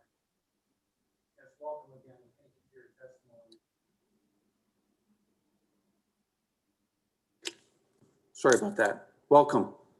And I know we had the chance to speak on the phone some with other disability rights advocates, and I appreciate that opportunity. And really, there's a bill that's out there now that we're working on. It's SB 206, and that really is the one that really deals with the indefinitely confined issues. And we understand that's a specific category with special needs, and we're going to have to make some change, there's going to be differences there than other voters because of the special needs of the community that you represent. So we understand that. I think, and I don't want to get too off on SB 206 because we're not hearing that, but that's really where the bulk of the things come in. And our biggest concern, at least if we are going to talk about SB 206, is not people who are truly indefinitely confined. You know, we only want to facilitate that, but our biggest concern regarding indefinitely confined are the people who really aren't indefinitely confined, but claiming they're indefinitely confined. And I know those aren't the people that you represent, and we understand that. So I just want to make that clear. And I'm glad Senator Bernier brought up the amendment. And yes, I do believe that amendment is going to do, listening to your testimony, do a lot of things to head in the direction that you would like to with SB 205. And I know you haven't had the opportunity to look at that yet. I'll make sure that my staff, when it's developed, and we expect that will be in the next couple of days, that we'll get you a copy so you can study that over and we can get your input on that. So thank you. Thank you. Would it be okay just to ask a clarification from Senator Strobel? Sure. Absolutely. Go ahead. Oh, thank you so much. Senator Strobel, I just wanted to make sure that I understood correctly. It was my understanding that SB 204 would make changes for indefinitely confined voters by not allowing them to automatically receive an absentee ballot for every election, and also requiring them to provide a photo ID, that they would no longer have the opportunity to prove who they are by having the witness certify that. Is that correct, or did I misunderstand? Any changes specific to indefinitely confined voters will be in SB 206, and I'm unfortunately not up to speed fully on that bill, but we'll have the chance to engage on that one, certainly. So SB 204 would not eliminate the photo ID exemption, and it would allow them to continue to get absentee ballots for every election? Those issues will be addressed in SB 206 as it relates specifically to indefinitely confined voters. That's the intent of that legislation. I see confusion in your eyes, Barbara. So once 206 is hammered out in the details, I think what I'm hearing from Senator Strobel is there will be exemptions for truly indefinitely confined citizens of the state. And so if, we're probably not going to move forward on 204 until we have the 206 and the 204 married together in an appropriate way. And so we'll make sure that we take all of that into consideration. Is that a fair statement, Senator Strobel? I would say that, that's pretty much the way it is. But I would say that, there may be changes, and I don't know how you interpret those changes, but to indefinitely confined, but that is specifically where those issues will be addressed. I don't think you can look at SB 204 and say, well, automatically, because it says this here, it means this to indefinitely confined. If we say this here, it means that to indefinitely confined. No, that's not the case. Those things specifically will be addressed in SB 206. Okay. So this is why we have legislative councils and LRB drafters and all of that at our access. So we'll make sure that we take your testimony, concerns of your citizens, the people that you represent into account moving forward. Your testimony was very impact's Senator Smith. Thank you. Thank you. So I'm looking back at testimony, and the one I'm seeing in front of me is from Representative Gundrum. Yeah, and I understand where your confusion comes in, because it says this. It does say indefinitely confined. Let's see, where does it say that? It does hit indefinitely confined in his testimony, and so I'm a little confused too. So maybe Ledge Council, I appreciate you bringing this up, Senator Bernier. If Ledge Council could clarify what 204 does with indefinitely confined, that would really help. Yes, Senate Bill 204 does require voter ID for indefinitely confined voters. And it would eliminate automatic absentee ballots for those indefinitely confined voters. Whether there are additional changes coming in an amendment to 206 that would deal with that issue differently, I can't say, but in this bill, SB 204, that is correct. Thank you. Okay, thank you for the clarification. And Barbara doesn't have a confused look on her face anymore. Thank you. That's why we're concerned, because those are the things that are important. Without that, there wouldn't be an indefinitely confined voter provision if people can no longer receive absentee ballots for every election and have to provide photo ID. Okay. And again, this had to be cleaned up in this bill in order to look for modifications in SB 206. Now, I can't tell you exactly how those will be and what they'll be, but procedurally, this was necessary in order to have a consistent application of the law when it comes to SB 206. Okay. Any other questions from the committee? Seeing none, thank you very much for your testimony. Thank you so much, Senator Bernier. You're welcome. So next we will move on to Stephanie Bringingham. She's with Options for Independent Living. Good morning. Thank you, Senator Bernier. Good morning. Good morning. Again, my name is Stephanie Birmingham, and I'm a resident of Sturgeon Bay, Wisconsin. As was shared, I work for Options for Independent Living, and I'm an advocacy coordinator. Options is a nonprofit organization committed to empowering people with disabilities to lead independent and productive lives in their community through advocacy, the provision of information, education, technology, and other services. We believe in the independent living philosophy, in self-direction, and that people with disabilities have the right to make informed choices for themselves. I'm extremely grateful for the opportunity this morning to express my concerns about Senate Bills 204 and 205. I believe that these bills will make it harder for people like me, disabled adults, to vote. If I was before you in person this morning, you would be seeing a 33-year-old white, short-statured female with dark brown hair, sitting in a black powered wheelchair. But what you wouldn't see and what you can't see is my reality of being a non-driver. Nor could you see my congenital bone condition, osteogenesis imperfecta. You also can't see that I'm a master's level educated professional who values her right, her civil right, to participate in the democratic process. And you also couldn't see and wouldn't know that I have voted as an indefinitely confined voter. Senate Bill 204 will create an undue burden and barrier to a group of individuals who already face systemic challenges to exercising their right to vote. Requiring people like me to continually reapply for an absentee ballot is cumbersome, time-consuming, and unnecessary. Furthermore, the stripping of the exemption of indefinitely confined voters from having to provide photo ID in this bill is absolutely harmful. One of the greatest barriers faced by Wisconsinites that are disabled is the lack of transportation, especially in rural areas. Not only are there people with disabilities who don't drive, like myself, but getting to a local DMV is not a simple task. And to think that there's someone who's readily available to take them is assuming that people with disabilities always have someone at the helm for our every need. It's been stated that voting absentee should mirror what happens for in-person voting. I'd like to give you an example of what that looks like.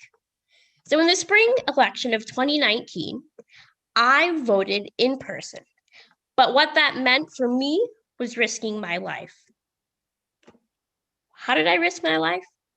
Well, for me, it meant that I had to drive my power wheelchair literally down the middle of the street in order to get to my nearest polling location. Why, you ask? Well, because the sidewalks, being that we're in Wisconsin, were covered in ice and snow, and the public buses didn't go to my polling location. But you see, I was determined and I was excited to vote for a specific candidate.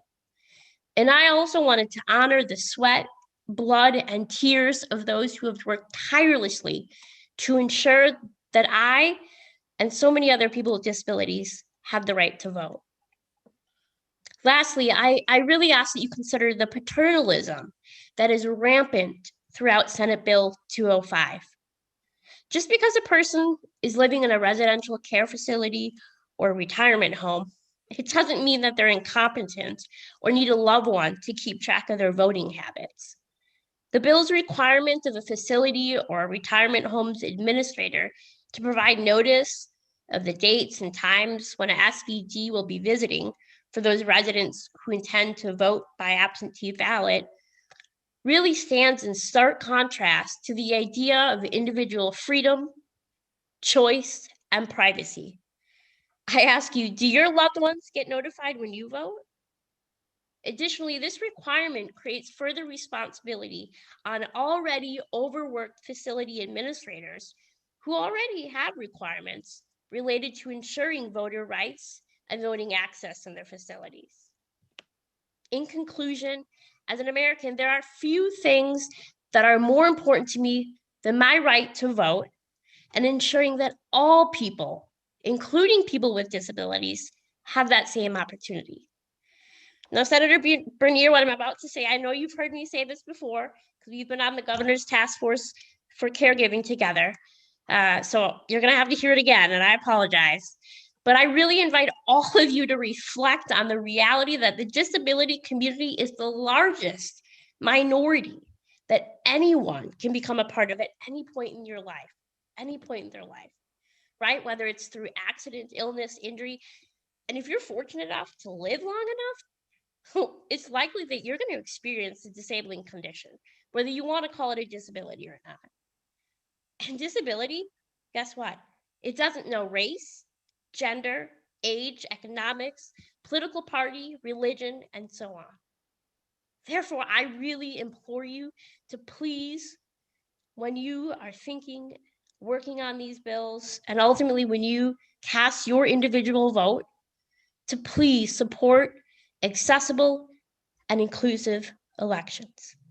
Thank you for this time this morning. Thank you, Stephanie. It doesn't get old, so it's okay. Do we have any questions from the committee? Senator Strobel. Good morning. Thanks for testifying today. I guess I just want to talk about the notifying family members.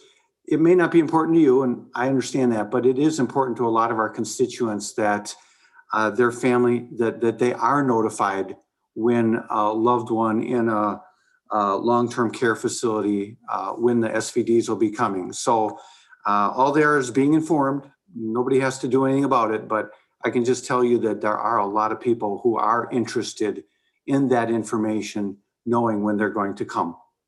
And it's just information, that's all it is. So, thank you. Thank you. Anyone else? So Stephanie, you know, it's interesting. I had the same initial reaction to that provision that you have.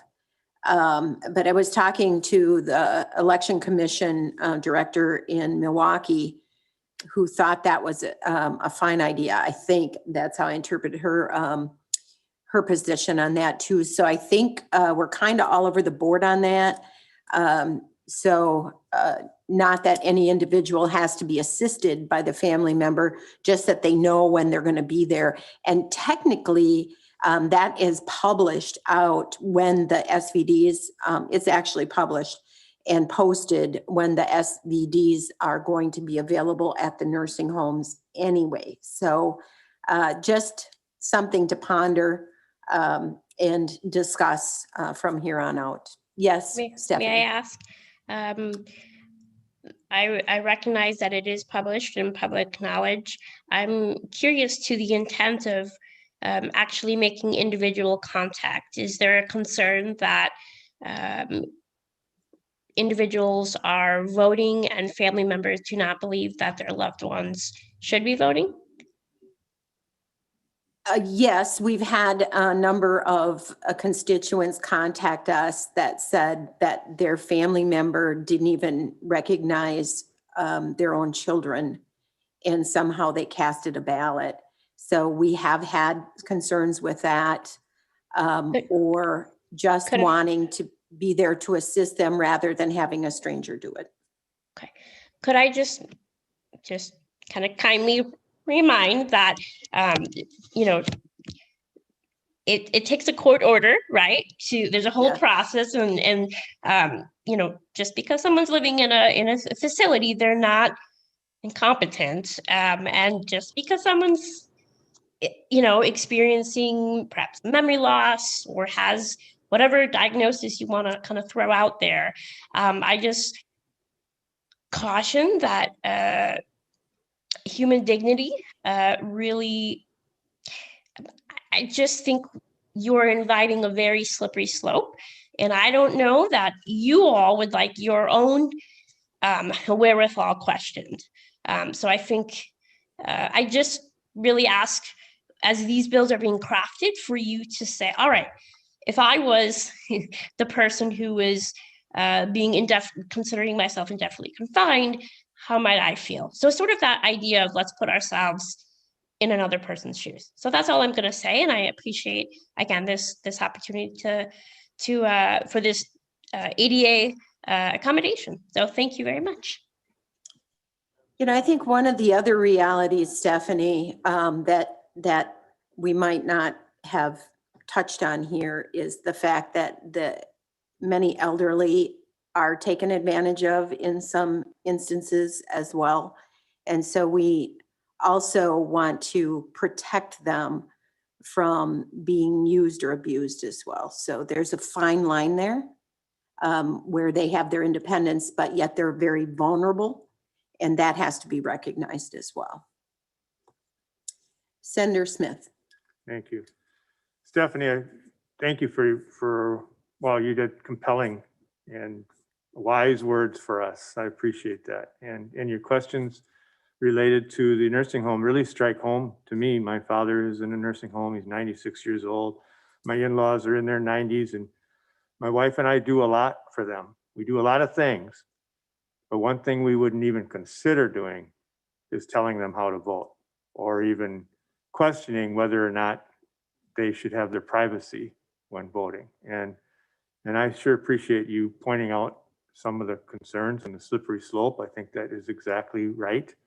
I think the slippery slope is privacy concerns. And just because they are in the age that they are, or they can't do a lot of other things, doesn't mean that they still don't have that wherewithal to make their own choices. And frankly, they don't vote the way I vote, but I'm not going to tell them how they should vote. So, and I never even would consider that. So I think most people feel that way.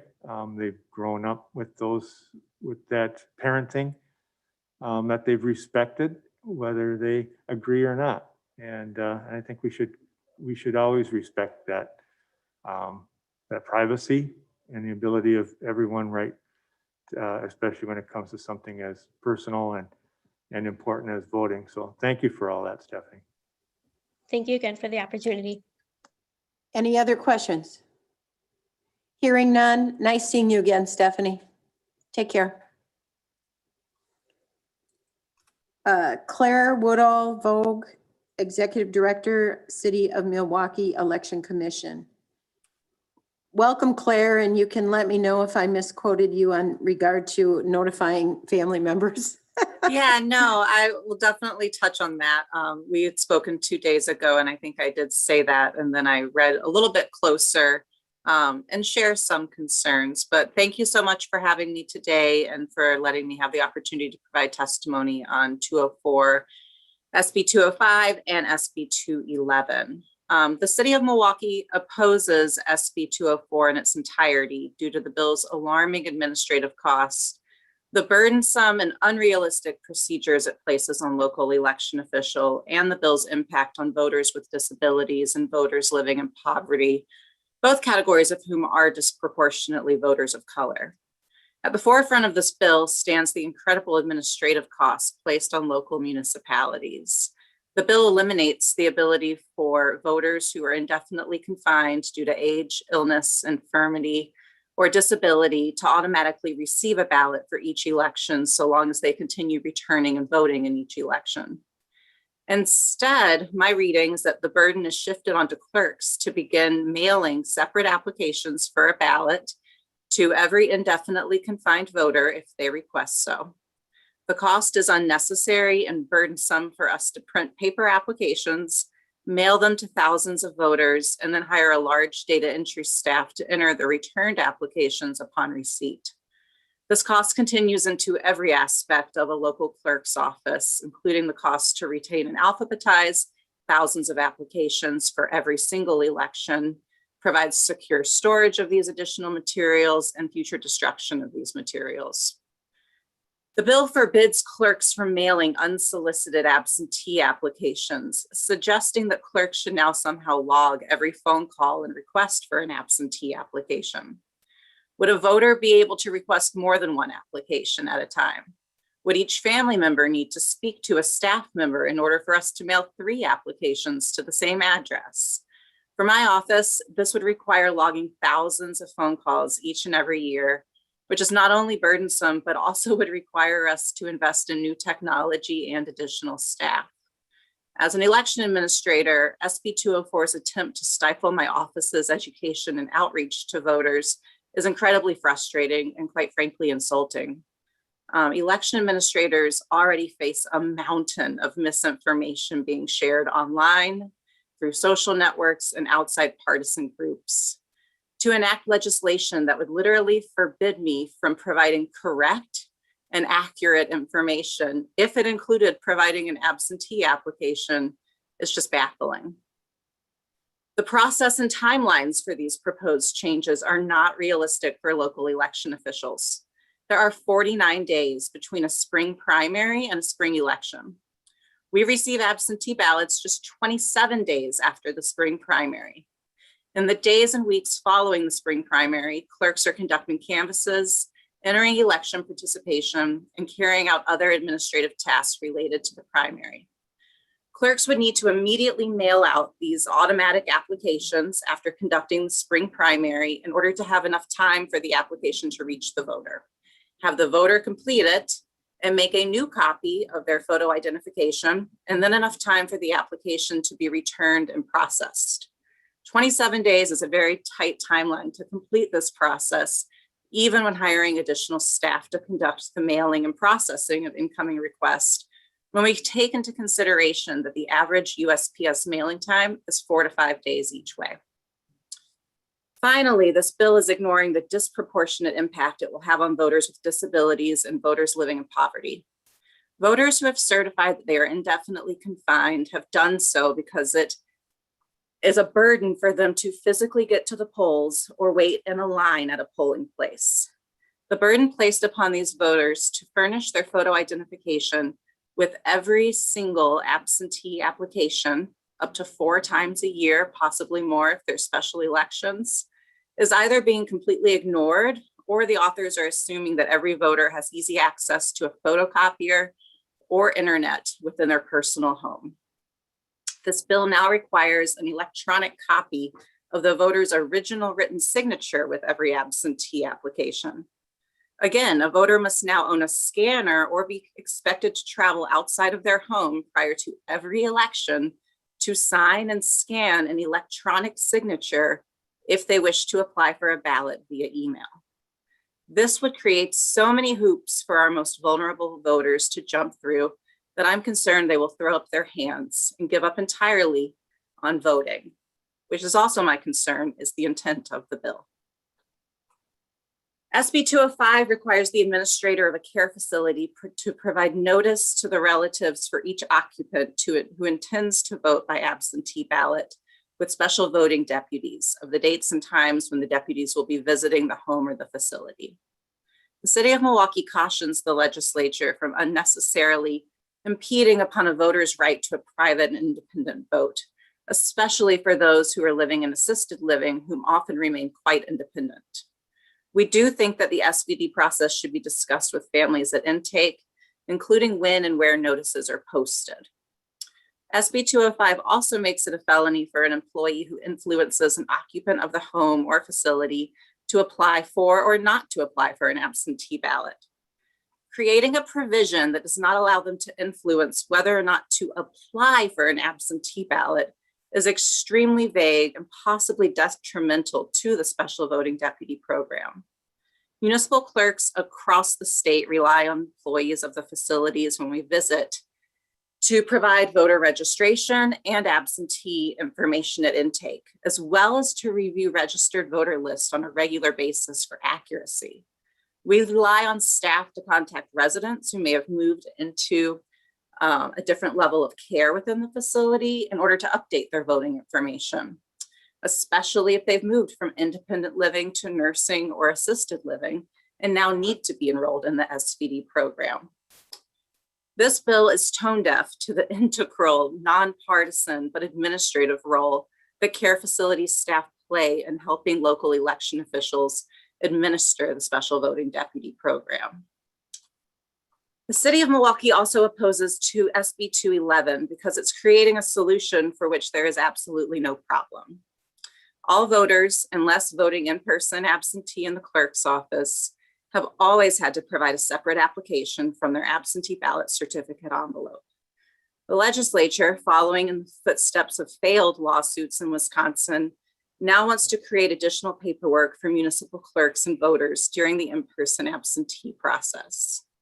This bill will create additional paperwork for municipal clerks and voters during early voting, which is unnecessary, inefficient, and duplicative. The City of Milwaukee urges you to oppose SB 204, 205, and 211. And I'd also like to take this opportunity. I know there have been some questions presented about how clerks interpret certain things. But I would really stress that, to my knowledge, there is great uniformity across the state on how clerks are processing in-person absentee applications. In fact, it's in our election administrator's manual. And the only inconsistency was in the 2020 election at the recount, asking to throw out Milwaukee and Dane counties in-person absentee ballots because they were using one certificate envelope as the application and the certification statement. Those are public records. They were present at the recount. That is what we do at a recount, is we compare the envelopes to make sure that we have an envelope for every voter. It was the absentee applications that were the center of controversy because they have confidential voter information on them. While state law does provide that we be able to present an absentee application for every voter who voted absentee, that absentee application has date of birth. So in order for us to provide that document at the recount, we would have to redact 200,000 applications, which is what the issue was. But again, there is uniformity. It was not uniform to ask to throw out 2 specific counties' ballots.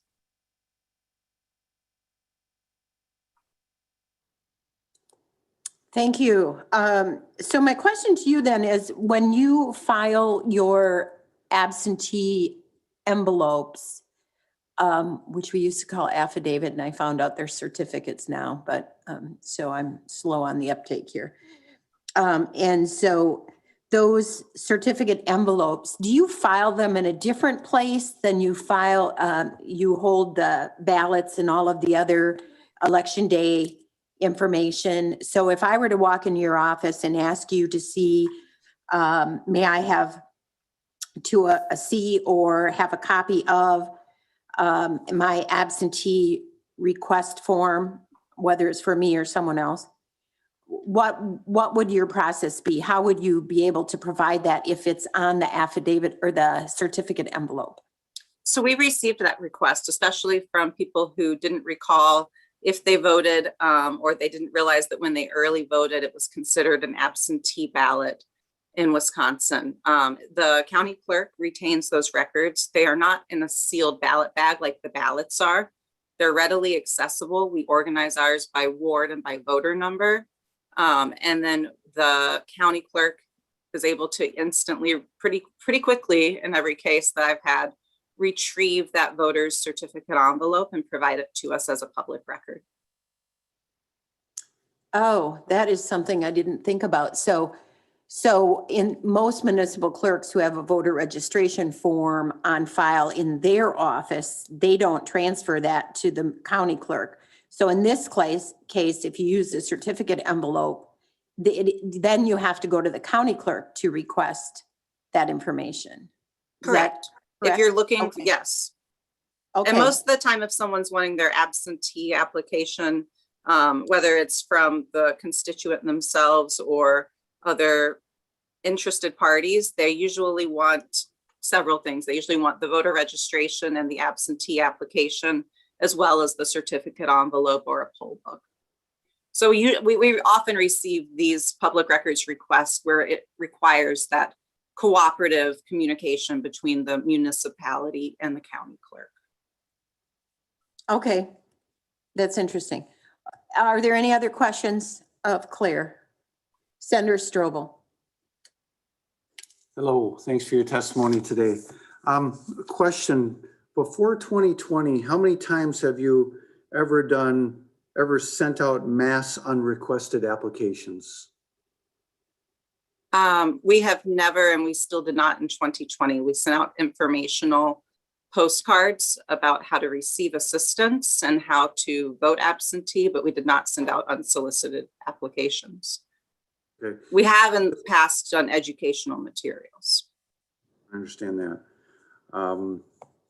Was that discussed before the state decided to send them all out anyways at the Milwaukee level? I thought it was, but. Yes, our Common Council's very first resolution that they passed in April was to direct my office to mail absentee applications to every registered voter, which we took a different route before the state even decided to mail out absentee applications due to our high volume of transient voters. I had concerns about sending just to registered voters and not reaching everyone who needed to vote.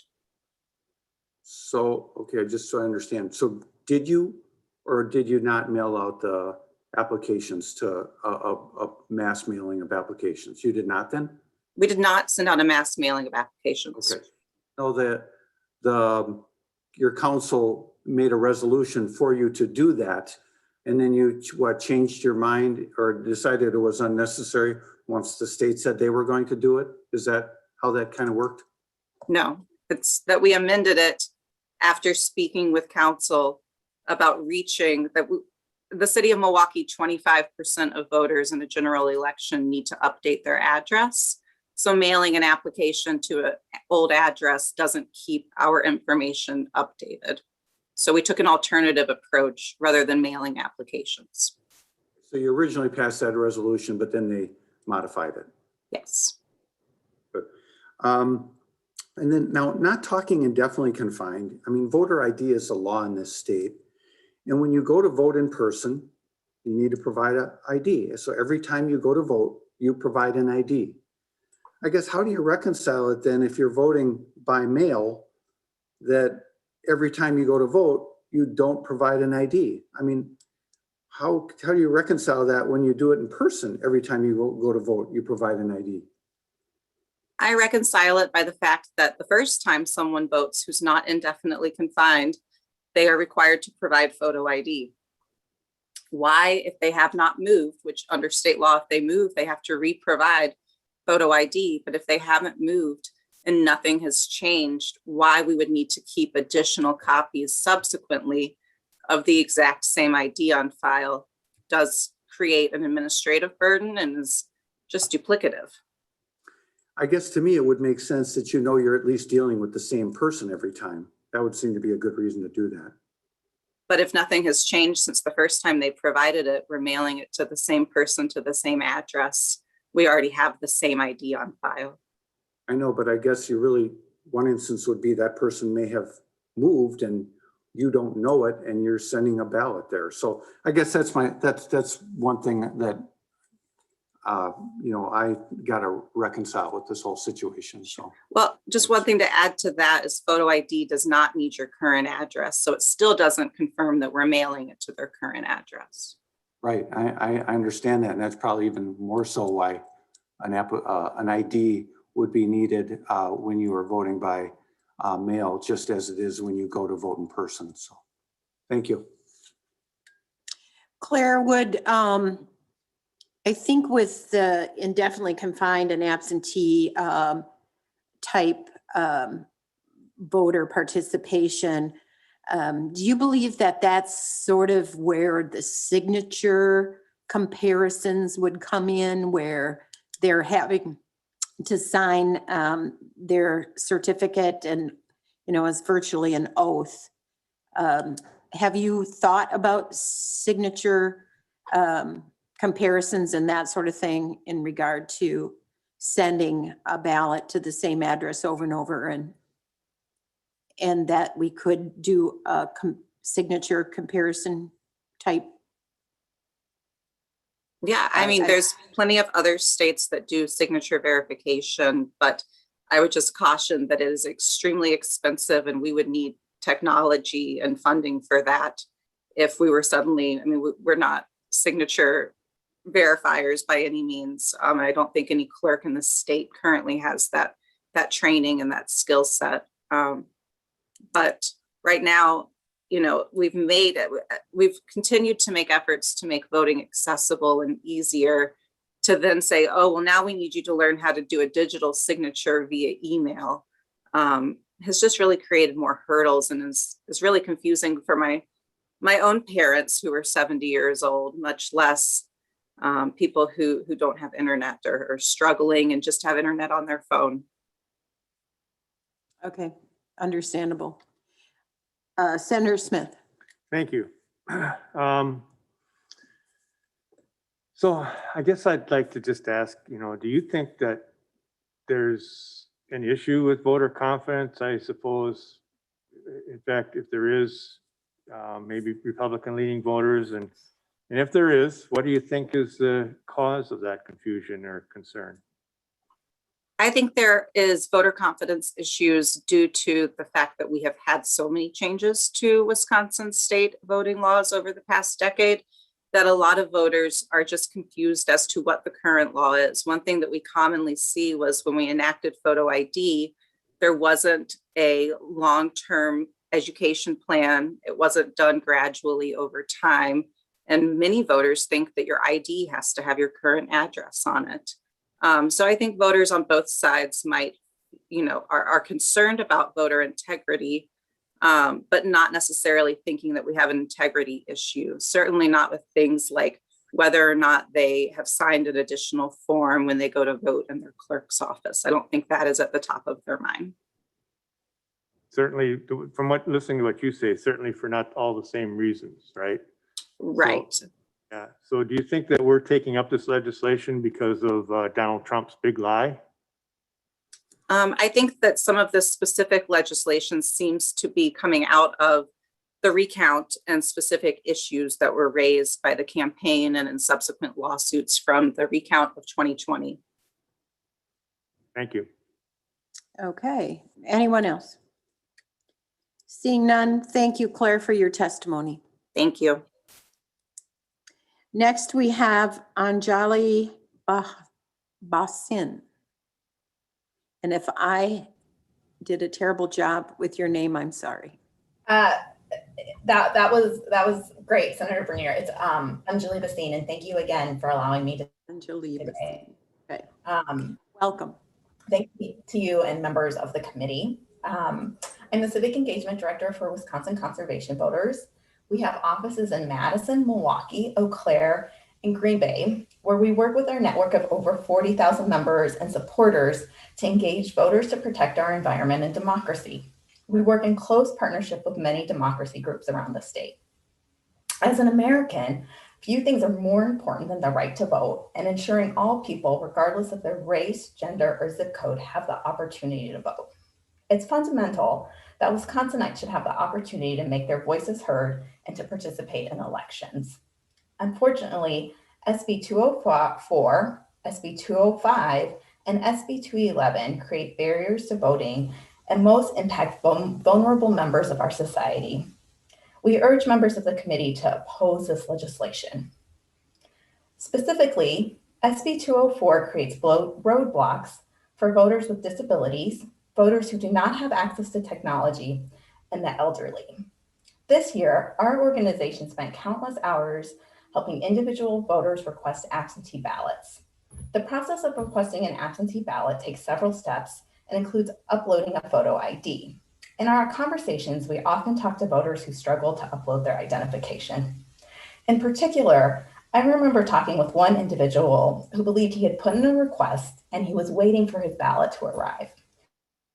We then went into My Vote to help him try and identify it and quickly discovered that no such request existed in My Vote. The individual was uncertain to why his request hadn't gone through, and it highlighted the challenges for voters requesting absentee ballots. We're concerned that requiring individuals to place an absentee ballot request and upload a photo ID for every election will disproportionately impact voters who lack broadband and access to the required technology.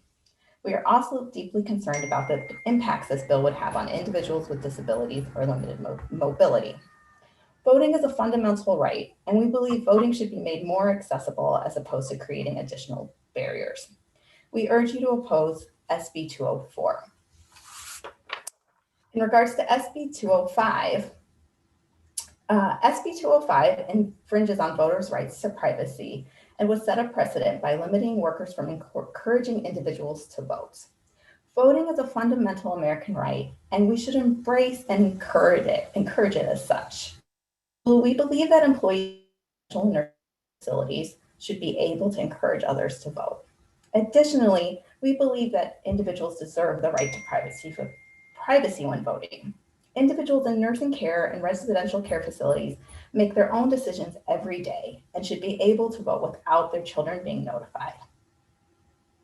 We urge you to oppose SB 205. In regards to SB 211, we are opposed to SB 211.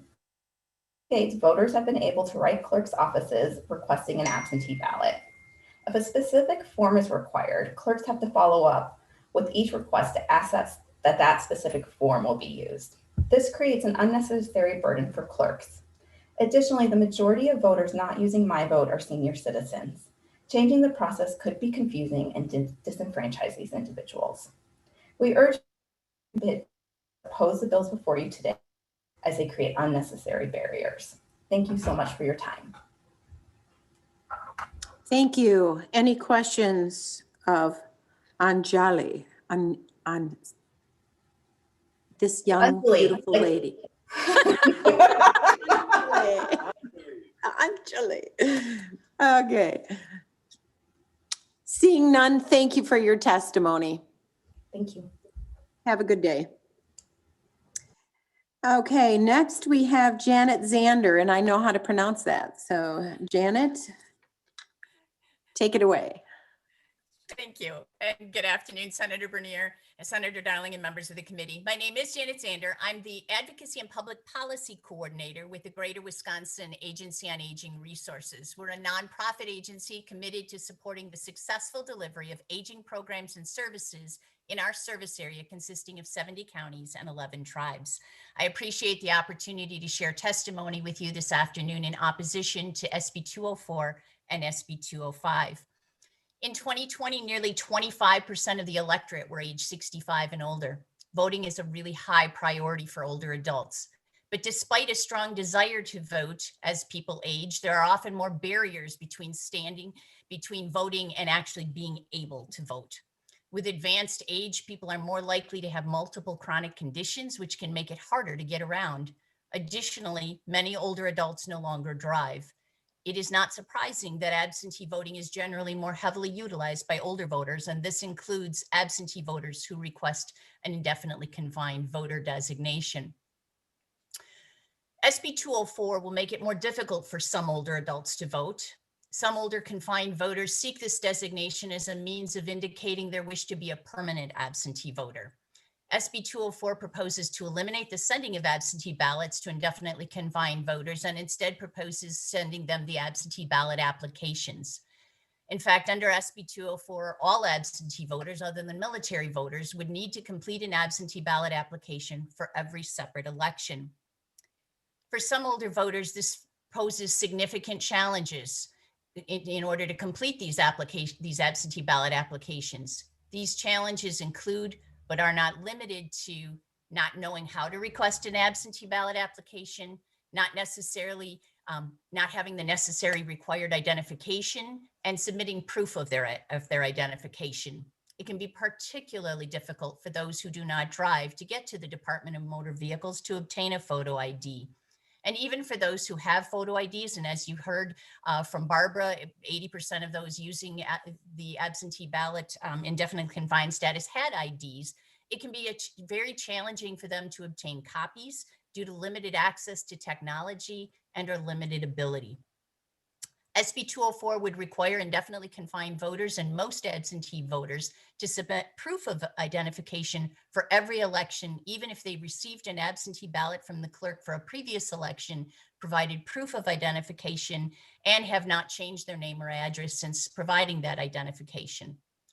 The proposed absentee voting application process, photo ID requirements, and laws regarding unsolicited mailing or transmission of absentee ballot applications, regardless of the circumstances, including perhaps a national public health emergency that are included in SB 204, will make it more difficult for some older absentee voters, including those who requested indefinitely confined status, to vote. Regarding SB 205, it is critical that all eligible voters have equal access and opportunity to participate in our electoral process. This includes voters in residential care facilities and retirement homes. The Wisconsin legislature has previously recognized that people living in residential care might have more difficulty accessing their polling place on election day. To address these difficulties, laws were put into place to ensure greater access by requiring special voting deputies to conduct in-person absentee voting for eligible residents in certain residential care facilities and retirement homes. The use of special voting deputies to conduct absentee voting in certain facilities should in no way impede voters' rights to vote privately and independently. Under current law, you've heard once those arrangements have been made to visit a facility, there's notifications put up in the facility, in the media, and provided to family members upon request. SB 205 requires the facility administrator to provide this notice to all family members for whom contact information is available to the facility administrator, not just one, but all for whom they have contact information. And though these family members may not assist the resident with voting unless they're requested to do so by the resident, the requirement to notify family members without permission from the resident implies that voters in care facilities are less than qualified voters due to their age or infirmity. I would remind us of what Barbara mentioned in her testimony, that we have 70,000 people living in the state of Wisconsin who meet a nursing home level of care, but are choosing to receive that care in many community settings. These are the same folks. So I don't want us to make judgments about people's capacity based on where they choose to live. Additionally, SB 205 would make it a felony for any employee of a residential care facility or qualified retirement home who influences an occupant of the home or facility to apply or not apply for an absentee ballot, cast or refrain from casting a ballot.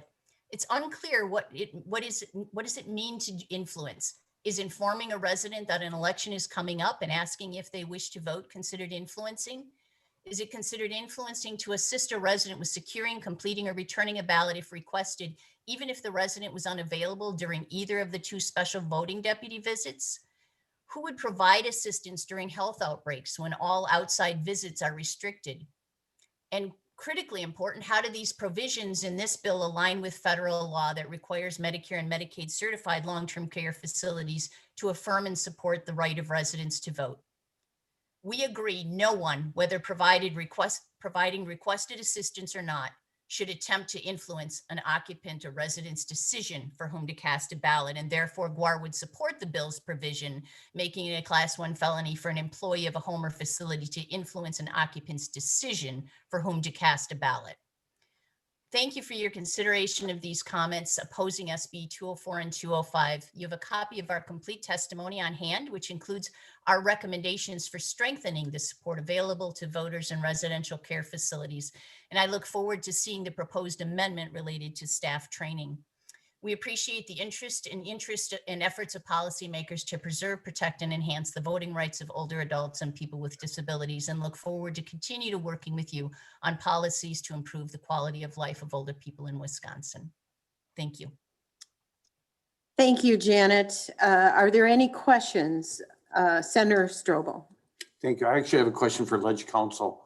It seems like a couple of times now in reference to 205, there's been a question, or maybe even more than just a question, an assertion that this bill might violate some type of federal law, and that. How do you see that? Do you agree with that? So there are some general regulations under federal law you're referring to that include some language about residents having the right to be supported by the facility in the exercise of their rights, which would include voting. But it isn't specific as to how that support must be provided. So it's not necessarily the case that they would have to be allowed to have the ability to influence someone to apply for an absentee ballot. So it is true that there is federal regulation language that talks about the facility being required to support them, but doesn't specify exactly what that means. I would just add, as the author of this bill, it certainly wasn't our intent to do what would constitute a violation of federal law, and I don't think it does. So, but I appreciate that. And if you have any suggestions as to how we might modify the wording to make that even more clear, you could talk to my staff about that later. Okay.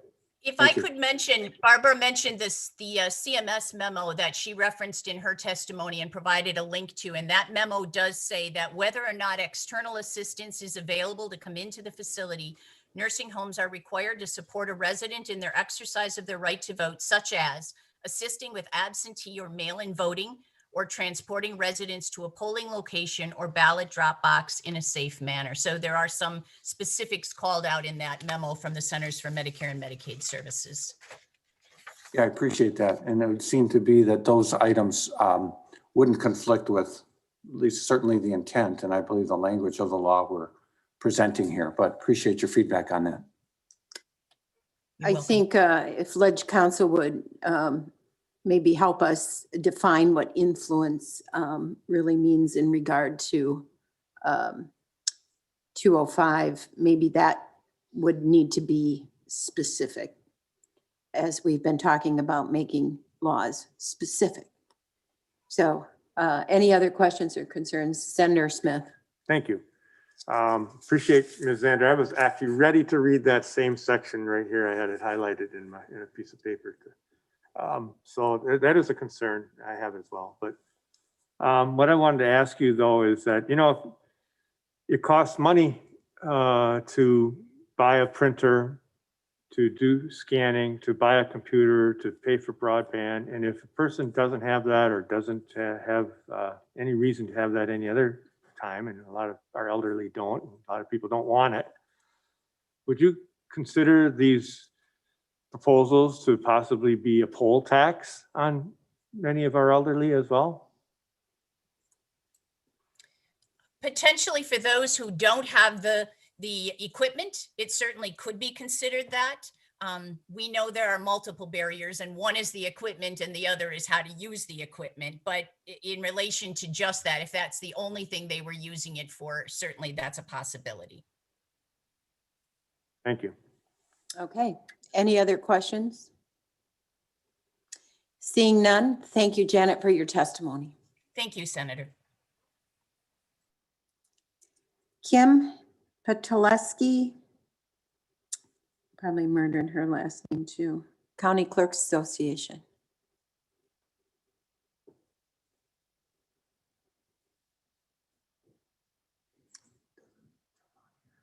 Well, she is or was going to testify for informational purposes only. We can also, we'll stand by for Kim. Rebecca Hogan, she wants to testify on behalf of Madeline Melissa for the Opportunity Solutions Project, who is speaking in favor. So welcome, Rebecca. She's in person.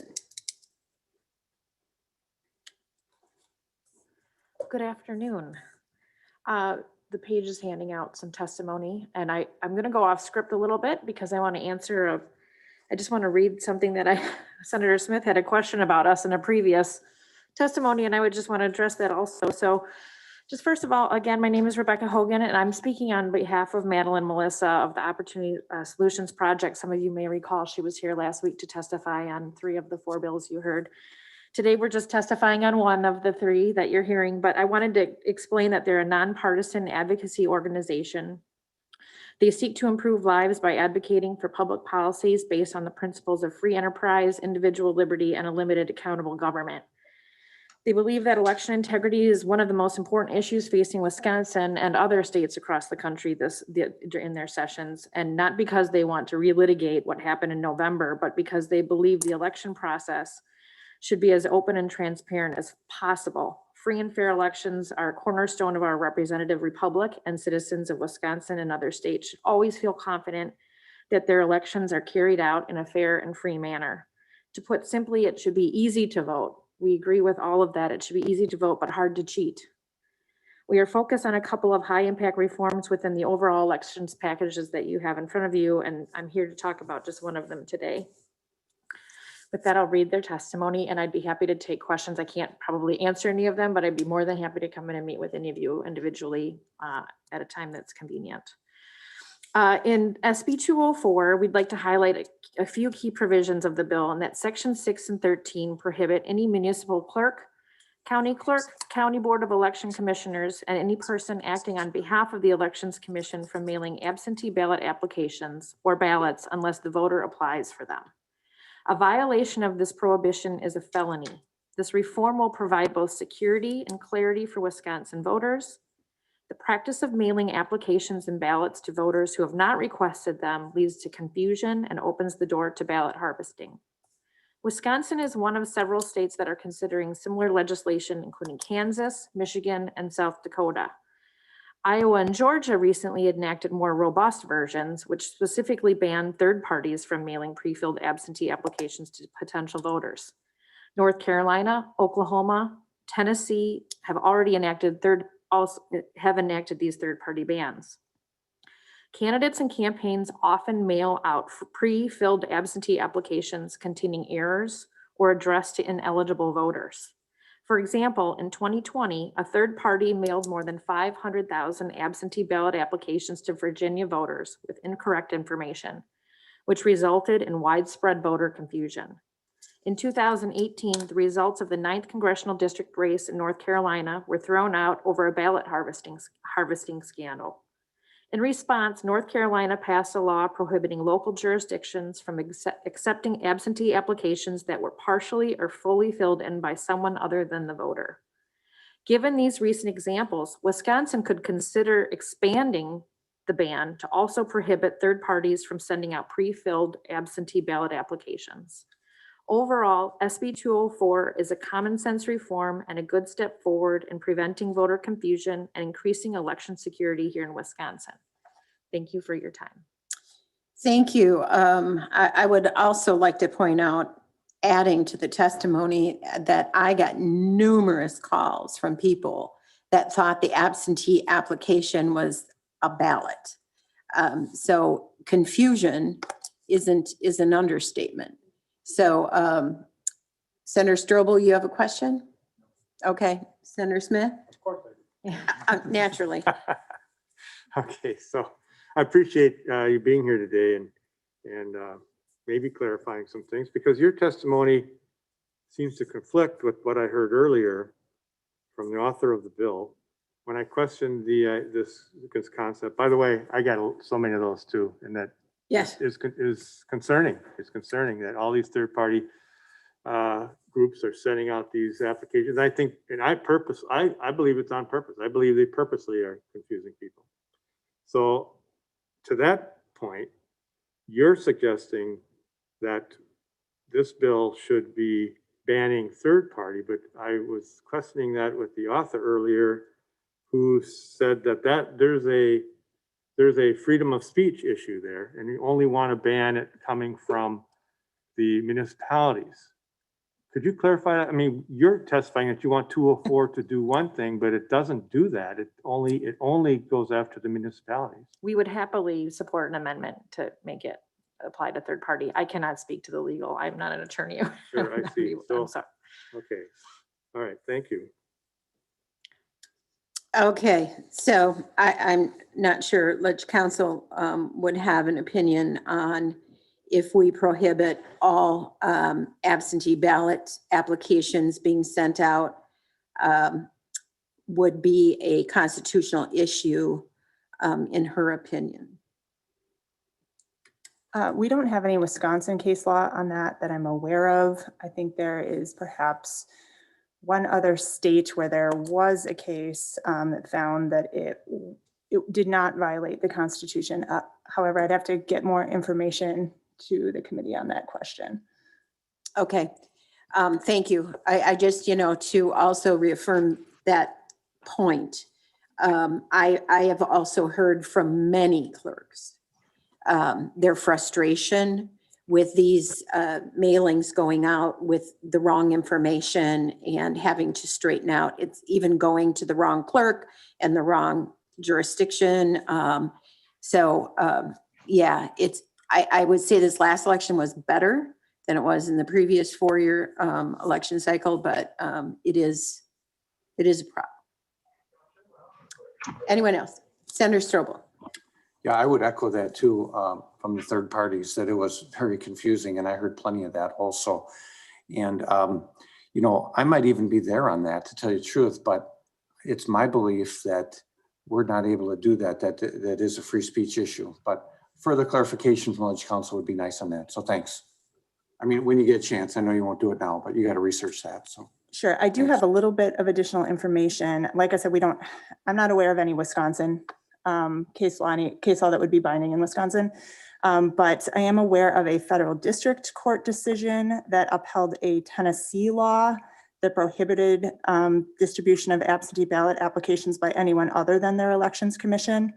And in that case, the court found that the act of distributing absentee ballot applications is not political speech or expressive conduct, so it was not protected under the First Amendment.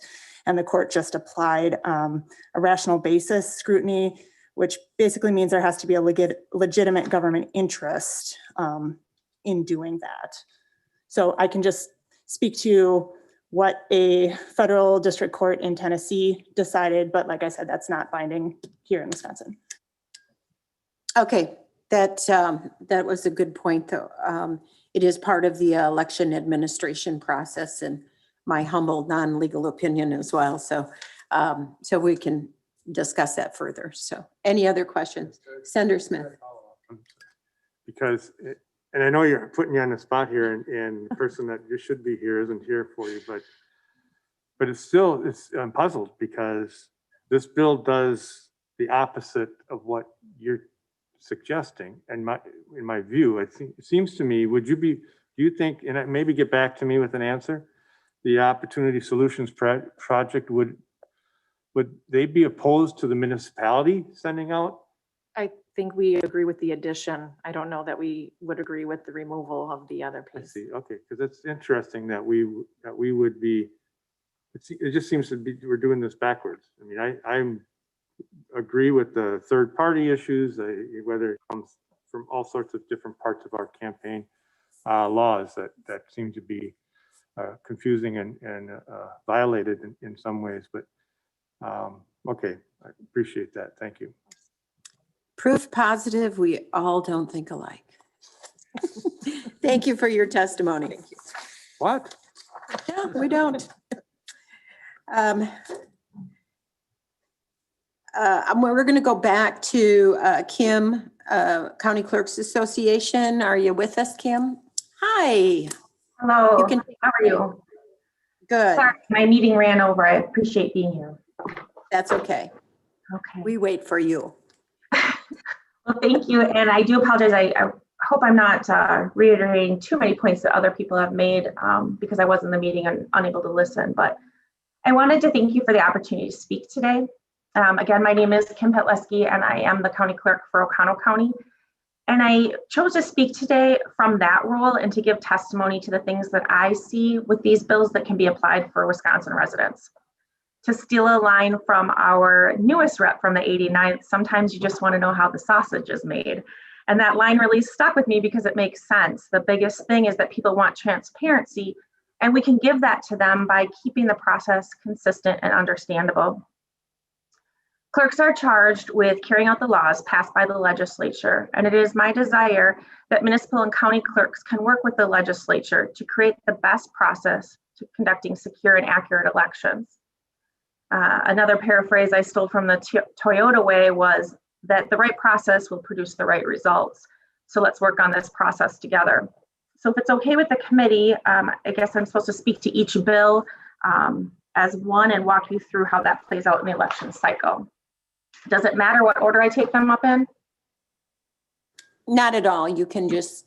Okay, thank you. Then if I speak to SB 205 first, because that one I have the least comments on. When I looked at this one, the bill requires the administrator of the care facility to provide notice for the dates and times that absentee voting will take place. And I thought that that was a good thing, that the relatives can be made aware of that, because one of the things that I heard the most as a complaint from the 2020 and actually all elections was, you know, so-and-so was allowed to vote. And I don't know that that was accurate, or how would you feel if your mother, things like that. And one of the things that I want to make sure that we keep in mind is that just because an individual is in a care facility or maybe has a POA on file, doesn't take away their right to vote. That is done at the court level. And one of the things that we're hearing a lot is, you know, grandma might not remember my name, which is, you know, unfortunate, but she still has that right to vote. And I want to make sure that we keep that in mind. And when we're educating, I do see that one of the amendments was to offer an online course to employees of the care facility. And that may help with some of that. But there is a penalty with this Class I felony. And that was a bit concerning to me because it stated that whoever influences an occupant to apply or not apply for an absentee ballot or cast or refrain from casting a ballot could be charged with this felony. Now, if you influence someone's choice in who they vote for, I can get behind the penalty. But the concern I have was that we might see some well-meaning CNA, relative, special voting deputy, someone being charged with a felony simply because a resident's, when they offered the opportunity to vote, someone felt that they were influenced in one way or another. So I just advise we use caution on that one. That was a concern that I had. And that's really my concern with SB 205 is that we're talking about our most vulnerable residents in the state. And I want to make sure that the process is clear and consistent enough that, you don't need your CPA to help you navigate that process. So please use caution when adding that penalty and to make sure that our residents are able to vote. We did see that lack of education in Oconto County where we had a resident with a POA and they were being denied the right to vote simply because someone didn't understand the process. And we were able to clear it up before Election Day, but this could have disenfranchised someone. That's the only comment I have on 205. For SB 211 and 204, the only difference I saw between 211 was that there was no penalty enhancer, and it seems to really be just bullet point 1 from 204. So I guess I'll just ask that when you look at 211, just know whatever I stated in 204 carries over. If it's okay, I'm just going to run through 204. The first bullet point being the application for an absentee ballot. I pulled the actual application that we use when people apply for their absentee ballot and the certificate envelope for when they do an in-person absentee as well as by mail. And I just ran the comparison side by side. And I'm wondering what the reasoning is to having a person that's voting in person do a separate application. It doesn't add value to the process. It actually is more burdensome to not only the voter, but the clerk when you're looking at processing of people standing in line. And I, again, don't see the added value. If it's by mail, that's different. If it's using my vote, that's different. We have a separate application. But when you are in person, you are already a registered voter. And that separate application just seems redundant to me. If I run through the bullet points, the information is on both of these forms. The only one that I saw that did pull a bit of information was section B. Both have the voter's name, but the certificate envelope does not have the date of birth or contact information. And my bullet points on that are the date of birth is already on your 131, your voter registration. So I'm not sure that they would need to match that up on Election Day. If you're not 18 years old, you're not voting because you can't even register at that point. And while I would love to be able to contact all of our absentee voters when we do have issues with their requests or need clarification or anything, the 131 makes that an optional thing to fill out your phone number, your fax, and your email. And this bill makes it a requirement to vote absentee. And I'm just wondering why, and if that adds value, or if it's just something that was added without thinking about making that an optional. The right to vote is a right. The right to vote absentee, or the process of voting absentee, in my opinion, is a privilege. And if you aren't putting your contact information out there and there is an issue, that responsibility to me falls on the voter, not so much the clerk. This also does have that penalty enhancer, that Class I felony, and my gut reaction was just ouch. And I'm wondering if this was considered misconduct in office. I'm wondering where the Class I felony is. Thankfully, I don't have a lot of felony experience, so I'm not exactly sure where that equates to other crimes. Number 2, the automatic receipt of absentee ballots. This was the big one for me. Under Section A, it states that someone could be removed from the indefinitely confined if the clerk would receive reliable information indicating that the voter is no longer indefinitely confined. And I feel that seems a little bit subjective. When we have the death of a voter, we have the obituary to prove that the voter has passed. and we use that before we remove someone from the poll list. I would really hate to see someone that qualifies legally for indefinitely confined to be removed. And I'll take small town gossip. If we have a resident, let's say they have MS and they're having a good day and they get out to the grocery store and we see them there, that doesn't mean that on election day they're still having that same ability to get out and vote. And I don't want someone to be removed. My suggestion would be that we tighten up that indefinitely confined language. And it kind of speaks down to under bullet point D, all other voters. We talk about this bill eliminates the option for indefinitely confined voters overseas and all other voters other than military to receive an absentee ballot automatically for each election. It goes on to suggest that we mail applications to every indefinitely confined.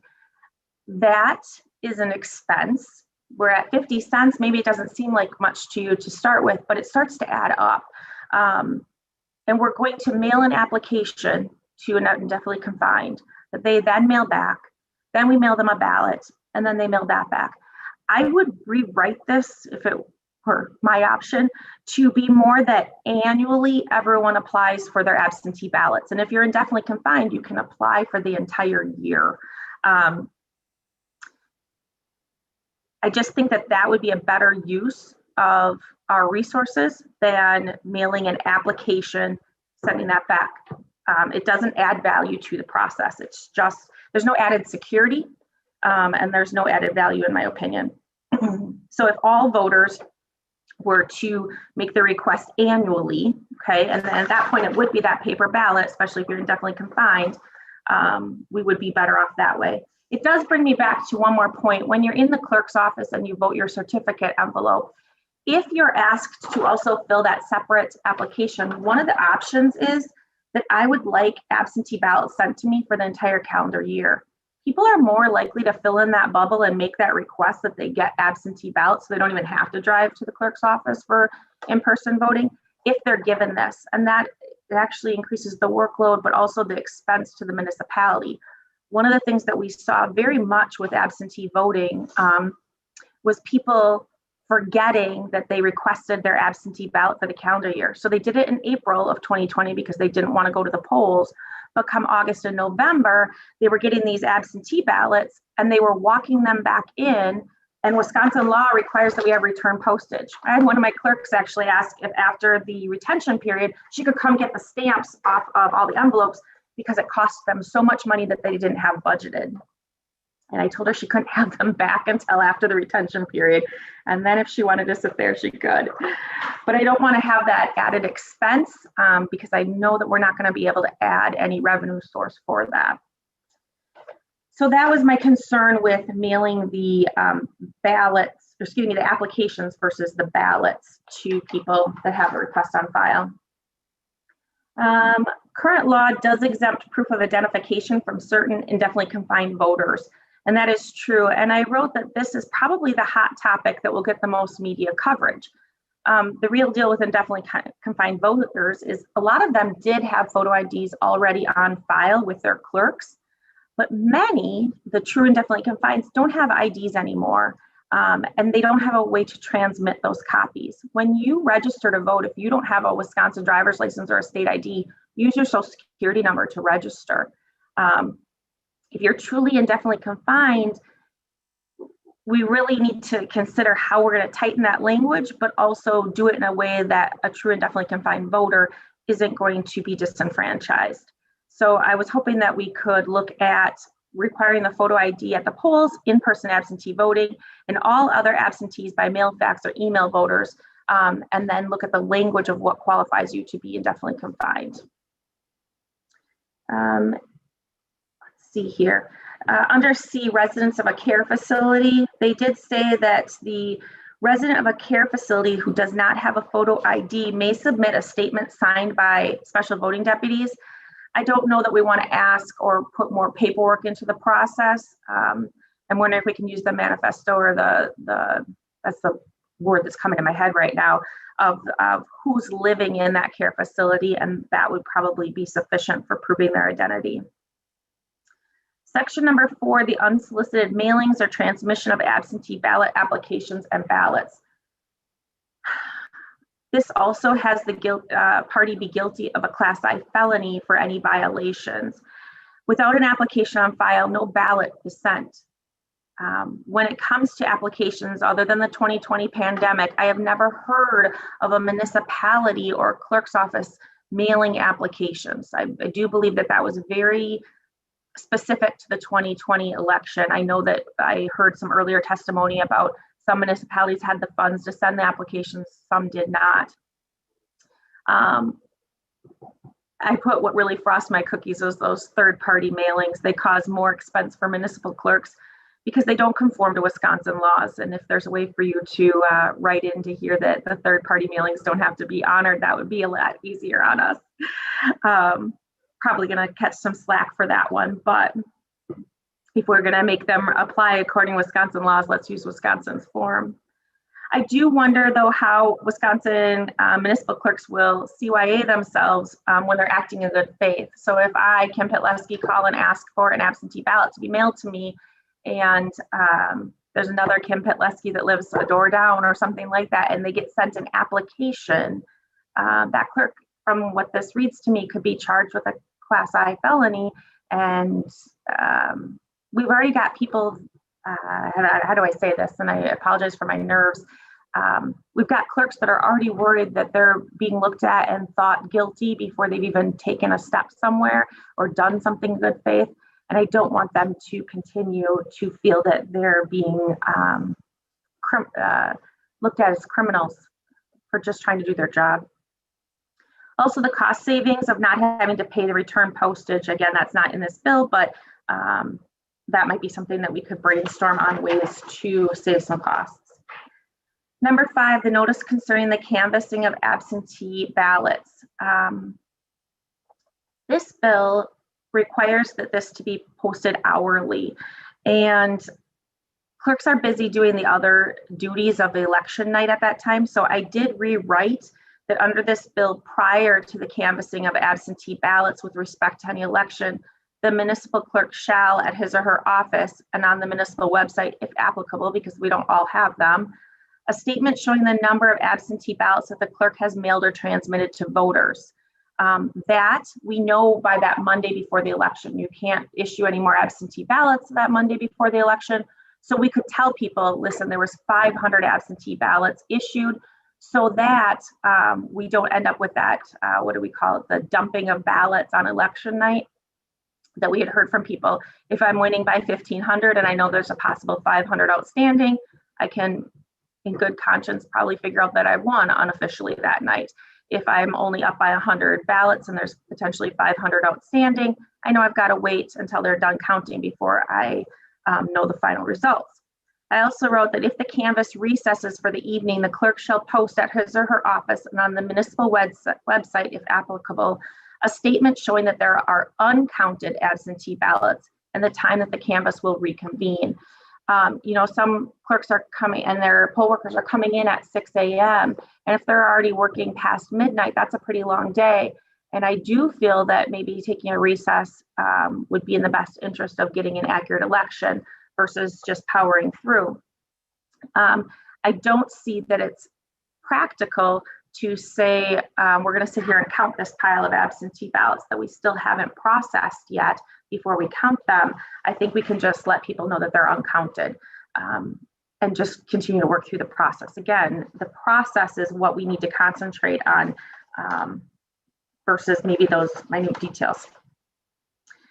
This bill also requires that the Election Commission maintains a version of the completed application, including the voter's electronic signature in PDF. And my question was, how is it being made available to the municipal clerks, and when, and is there a cost to this? One of the arguments for photo ID is that you have to show the ID at almost any point in your daily life in this day and age. Well, along that same argument, if someone does something electronically, makes their request electronically, we could keep that in an electronic format. And I think that that would be a good idea. I do see that if we require WEC to keep that and then PDF it and get it out to the clerks, I think there is going to be some cost to administering that process. And I don't see any funds available for that right now. And again, I don't see the added value outside of a recount. So I think if we just retained that in electronic format and then made it available upon request, that might be a little bit easier than just getting all the clerks the redundancy of, we've got an email that says you have a request on file, and now here's the hard copy of that to follow up. I guess in conclusion, when I look at all of these bills, I would ask that we try not to assume the worst in others, assume the best and prepare for the worst. We need to write clear and consistent rules that can be applied fairly and uniformly on how we operate and secure an accurate election. We have an audit going on right now, and we're voting on laws that alter the process of the elections before that audit is complete or those findings are released. It seems a bit cart before the horse, if you ask me. We have approximately 306 days until the February 15th, 2022 election. And I would really like to see the legislature and the clerks use that time to review the election laws in their entirety to move Wisconsin forward. Thank you so much. Thank you very much, Kim. Any questions from the committee?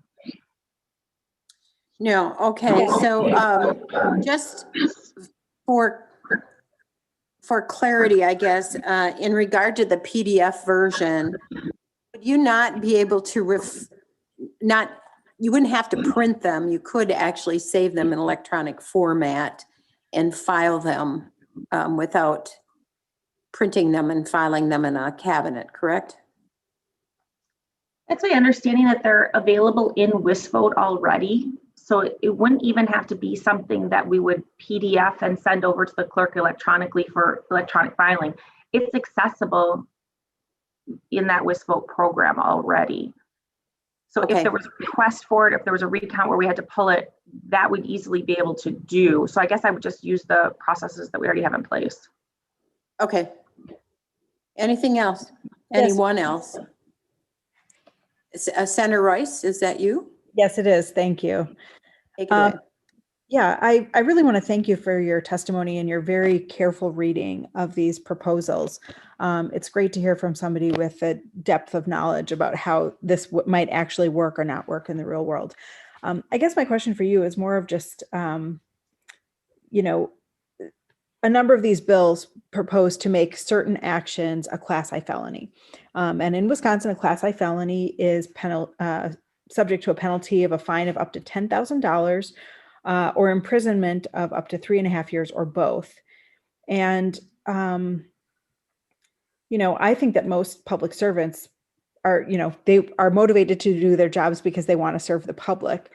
And I'm just curious about what effect you think that criminalizing certain behaviors that might be inadvertent, it might be mistakes, it might be best of intention, that criminalizing acts will have on clerks' willingness to go above and beyond to help serve voters, the willingness of people to serve as clerks, and whether or not that kind of punitive measure of a criminal felony penalty is necessary to make clerks comply with the law.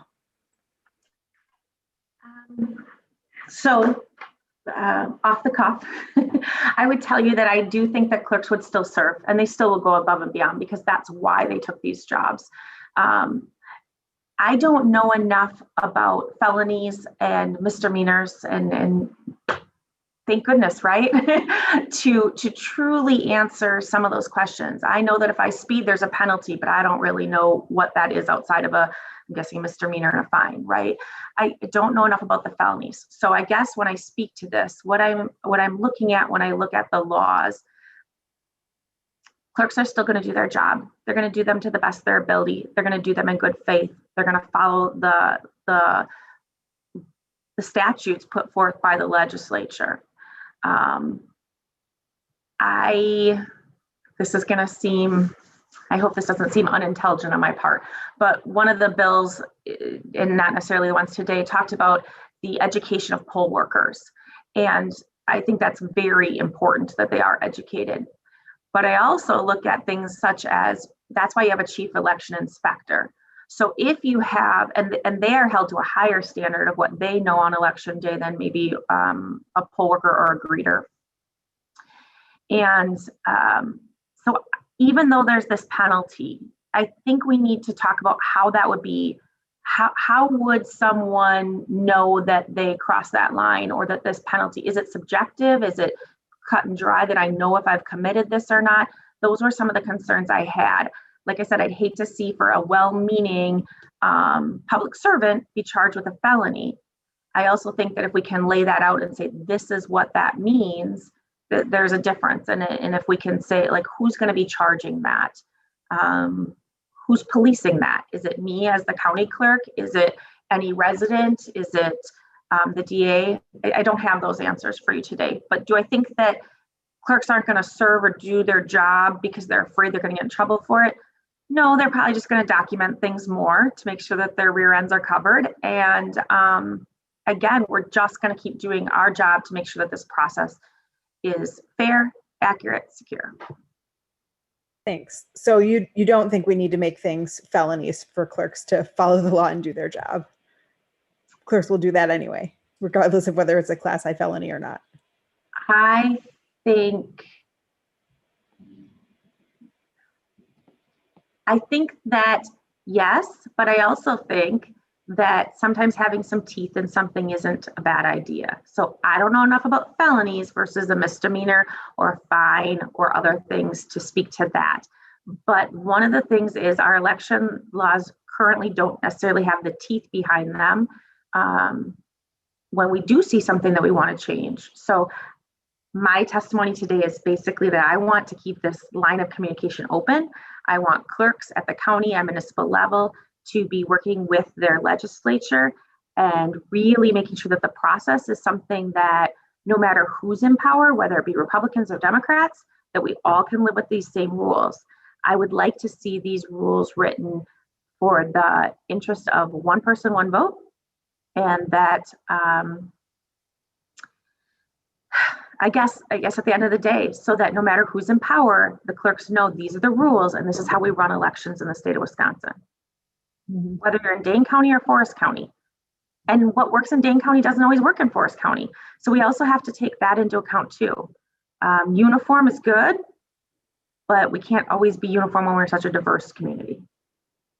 Yes, and just for your edification, the penalties would apply regardless of the intent of the clerk, right? It's if you do this action, then you're a criminal.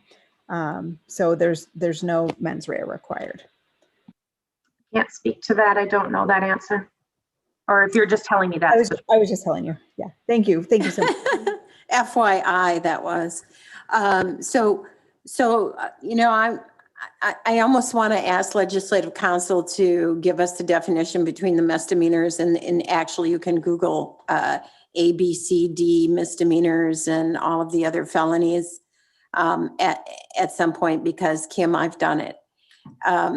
But I also think that at some point here, this is going to be a topic of conversation is what's appropriate, you know, out and out deliberate voter fraud in the statute is clearly a class I felony. But if it's the misinterpretation or whatever, I don't think that's a topic for today, Kim. But just know that that is in my mind is to have a conversation about the appropriateness of the different types of penalties in the different election law provisions. Well, sounds good. And I do thank you for all your patience today. It's the first time I've ever testified and doing it via Zoom feels very different than what I think it would be like. Oh gosh, you should come. You should join us every time we meet. If my calendar would have allowed today, I definitely would have taken the drive because, well, this is my favorite topic, as you know from the emails I send you. I do. Okay, anyone else? Seeing none, have a wonderful day. Thank you so much. Take care. You're welcome. Okay, next we have to go to Denise Jess with the Wisconsin Council of Blind and Visually Impaired because she has a hot date. Welcome, Denise. Oh, thank you so much, Senator. I'm not sure that getting my taxes done constitutes as a hot date, but it is a necessary task. So thank you so much for the kindness of having me go next. I really very much appreciate that, and very much appreciate the opportunity to speak with you all today and in the virtual setting. You know, this opportunity to speak via Zoom is awesome because it removes one of the significant barriers that of trying to manage transportation to the policy process. And so I commend you for offering this as an option for testifying today. So I am here along with my other disability and aging advocate colleagues to raise some significant concerns about SB 204. My colleagues have done an eloquent job of naming some of the barriers that already exist for voters with disabilities and voters who are older. And I want to emphasize those and then specifically hunker in on some that are there for those of us who live with blindness and visual impairment, because those haven't been articulated yet today. So as I understand in reading SB 204, both the summaries of it, listening and visiting with the author, and looking at the bill itself, that there would be additional paperwork that would be required on a per election basis for folks to be able to acquire their absentee ballot. Paperwork for people who are blind and visually impaired is a barrier.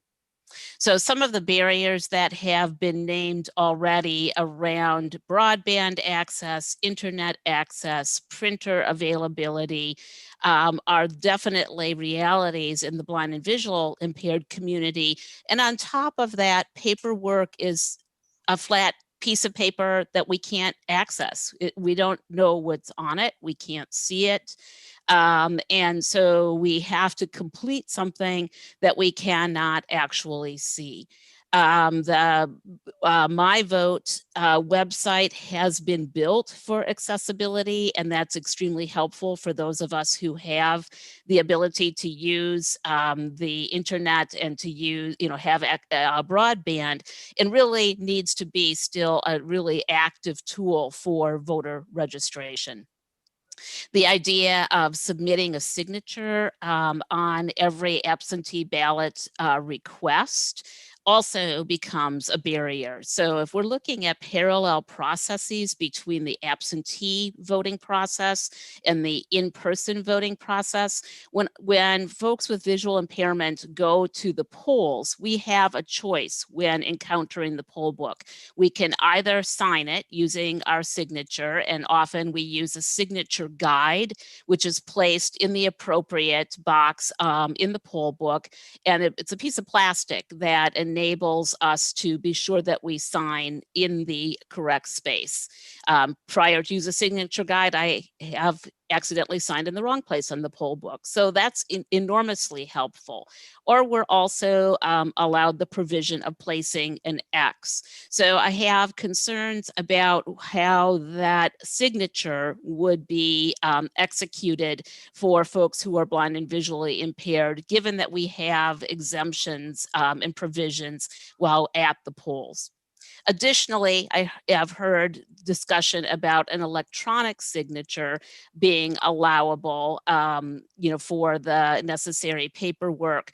It's important to know that access technology does not yet interface with electronic signatures. So anytime I get something, for example, from DocuScan or other things that require an electronic signature, this is not something I'm able to do independently or privately. I need assistance to do it because my assistive technology, my screen reader, is not able to guide me in offering that signature. So the remarkable amount of paperwork that's being proposed under SB 204 has multiple barriers for folks who are blind and visually impaired, or frankly, anyone who has any sort of print-related disability, either cognitively or learning disability. The issue of the ID continues to be of concern. So while Wisconsin does provide a free voter ID, couple interesting things to know about that ID is it does not look exactly the same as a standard ID. And I have one. I have obtained one because I was curious about how it would compare. And I've had that ID questioned by retailers and stuff when I'm writing a check. Is this really your ID? Because it just doesn't quite have the same parallels in how it looks. It's black and white. It's not as clear and crisp as the standard ID. So already, while we have this provision for the voter ID that's free, it's a lesser provision than someone who carries an actual driver's license or real ID. So, and it still requires initially the first time in getting it, a trip to the DMV. And as my colleagues have really eloquently named, transportation is a significant barrier to getting to the DMV and getting that ID. Additionally, there's not an ability to upload that ID independently to my vote. We have a close working relationship with the Elections Commission, for which I'm really grateful, and they have worked very hard to increase access for voters with disabilities and have not yet been able to crack the nut on how to allow someone to independently take a photo of their ID, make sure that it's lined up appropriately within the little tiny box that appears on your phone or tablet, photograph it, and then upload it. And I will attest to trying multiple times, because I'm stubbornly independent, to try to do this myself, getting failure messages that I wasn't doing it accurately, and finally turning the task over to my 18-year-old daughter to upload my ID to my vote. So, and I have a high threshold for frustration, and I was quite frustrated at having so much trouble uploading that ID. One of the things I want to point out too, in addition, as I hear several folks speak about wanting to have a parallel experience between the absentee voting process and the in-person voting process, right now, those two processes are very not congruent for people who are blind and visually impaired. When I go to the polling place, I can use accessible voting equipment. This equipment enables me to vote privately and independently. I get my ballot, I go to the machine, I insert my ballot, which is a paper ballot. I hear the selections that I can make as a voter read to me through a set of headphones. I have a controller or a marking device in my hand that I can then mark my ballot. I can listen to my ballot choices before I print my ballot to confirm that I voted everything correctly and that I haven't missed a race. And then I can hit print. My ballot comes out of the accessible voting equipment. I walk it over to the tabulator. I put it in, and it's in there along with everyone else's voting, everyone else's ballot. I can tell you as a voter with vision impairment that that is what empowerment feels like, that I could completely vote my ballot privately, independently. I needed no assistance. When I vote absentee, and this is true for every other blind and visually impaired voter in the state, that ballot arrives in the mail and I have no way to interact with it. So already we have a system that does not allow for equal access when voting absentee versus what we've done to create more equitable access at the polling place. So if Wisconsin wanted to create greater equity and parallel process, we would make it legal to transmit that ballot electronically to voters who request it, who are blind and visually impaired or have other print-related disabilities. We would be able to interact with our screen reader or other access technology and then be able to return the ballot.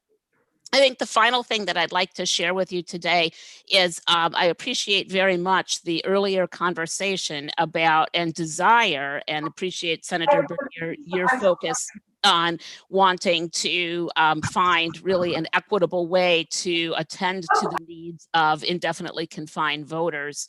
I want to also remind you that many voters with disabilities and older adults may choose indefinitely confined, and not all voters who are with disabilities or who are older choose indefinitely confined. I do not. So, and we still experience many, many barriers. So as you're looking at all of the many bills that have been introduced around voting in this legislative session, I want to invite you to bring that filter of understanding from the indefinitely confined perspective and from the disability and older perspective of folks who are not indefinitely confined, but who still experience multiple access barriers to voting.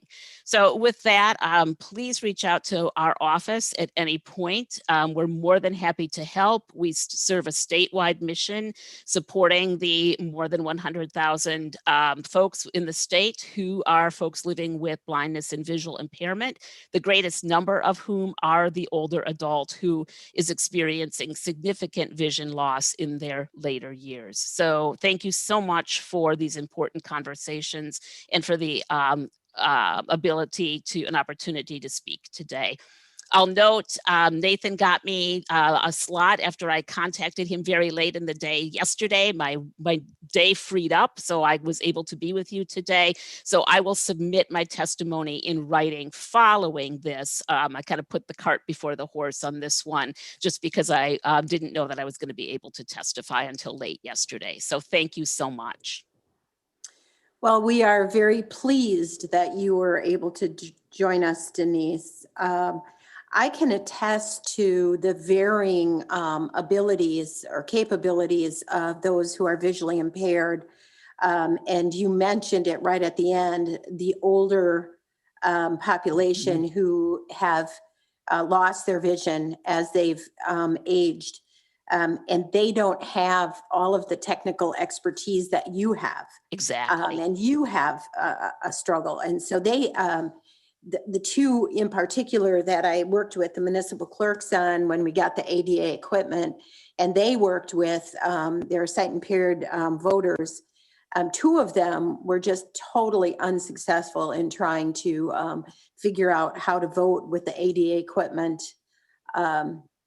Just like I said, they had varying capabilities. So, you know, we have to be sensitive to that, as you have pointed out.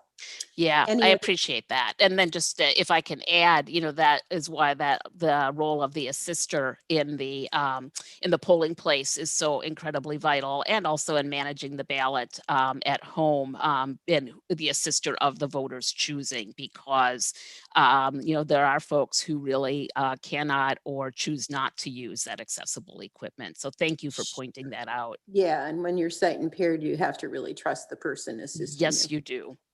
Yes. Any questions or concerns or statements? Nope. We're good. Thank you, All Denise. right. Thank you Have a so wonderful much. day. You too. Yeah, thank you. Yeah. Okay, we're gonna hop back to Nancy Gabinski. Oh, I'm sorry. Lee Ramsey, I almost missed you. Lee Ramsey, are you on? Yes, this is Ramsey. Thank you, Senator Bernier, for having this today. I thank you for having a visual option, because most of us don't have transportation. But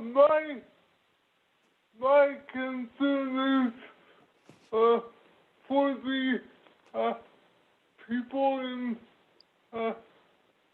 group homes. Luckily I'm not in one, but I have a lot of friends that want to vote but don't have access to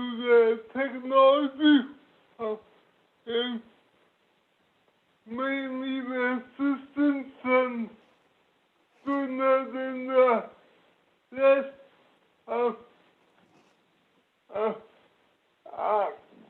I just want to express my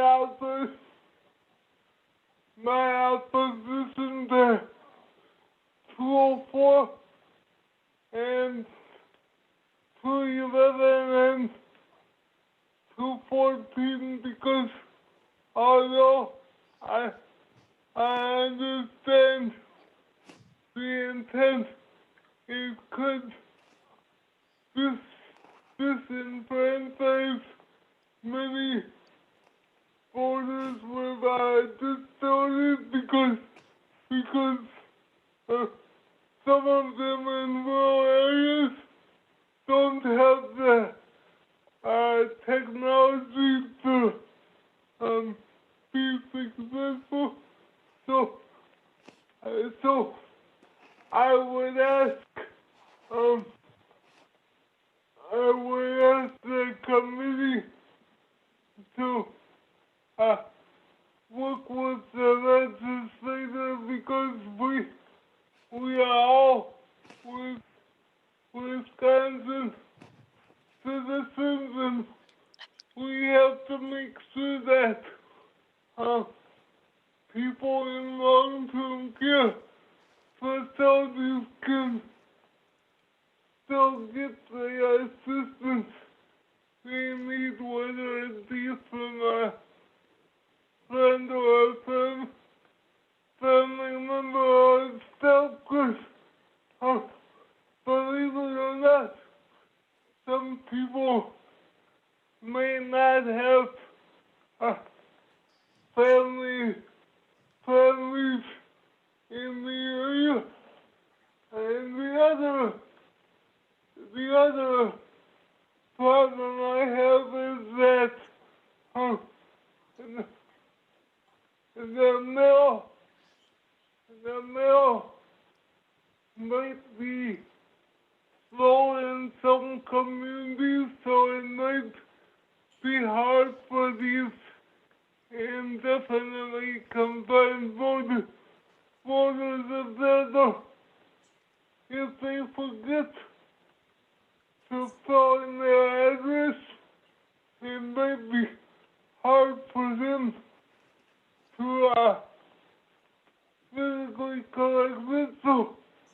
So let the troops physically collect it, and I know there's a bill that would require people with disabilities who are under 65 to get a doctor's note, and that just seems like a waste because transportation is already limited the way it is, and several doctors might not feel comfortable doing this, and there are a lot of people with disabilities that may want to be poll workers, and under one of these bills, if you're a person with a disability who wants to be a poll worker, you couldn't work for an advocacy organization. And my response to that is these are well-intended people, and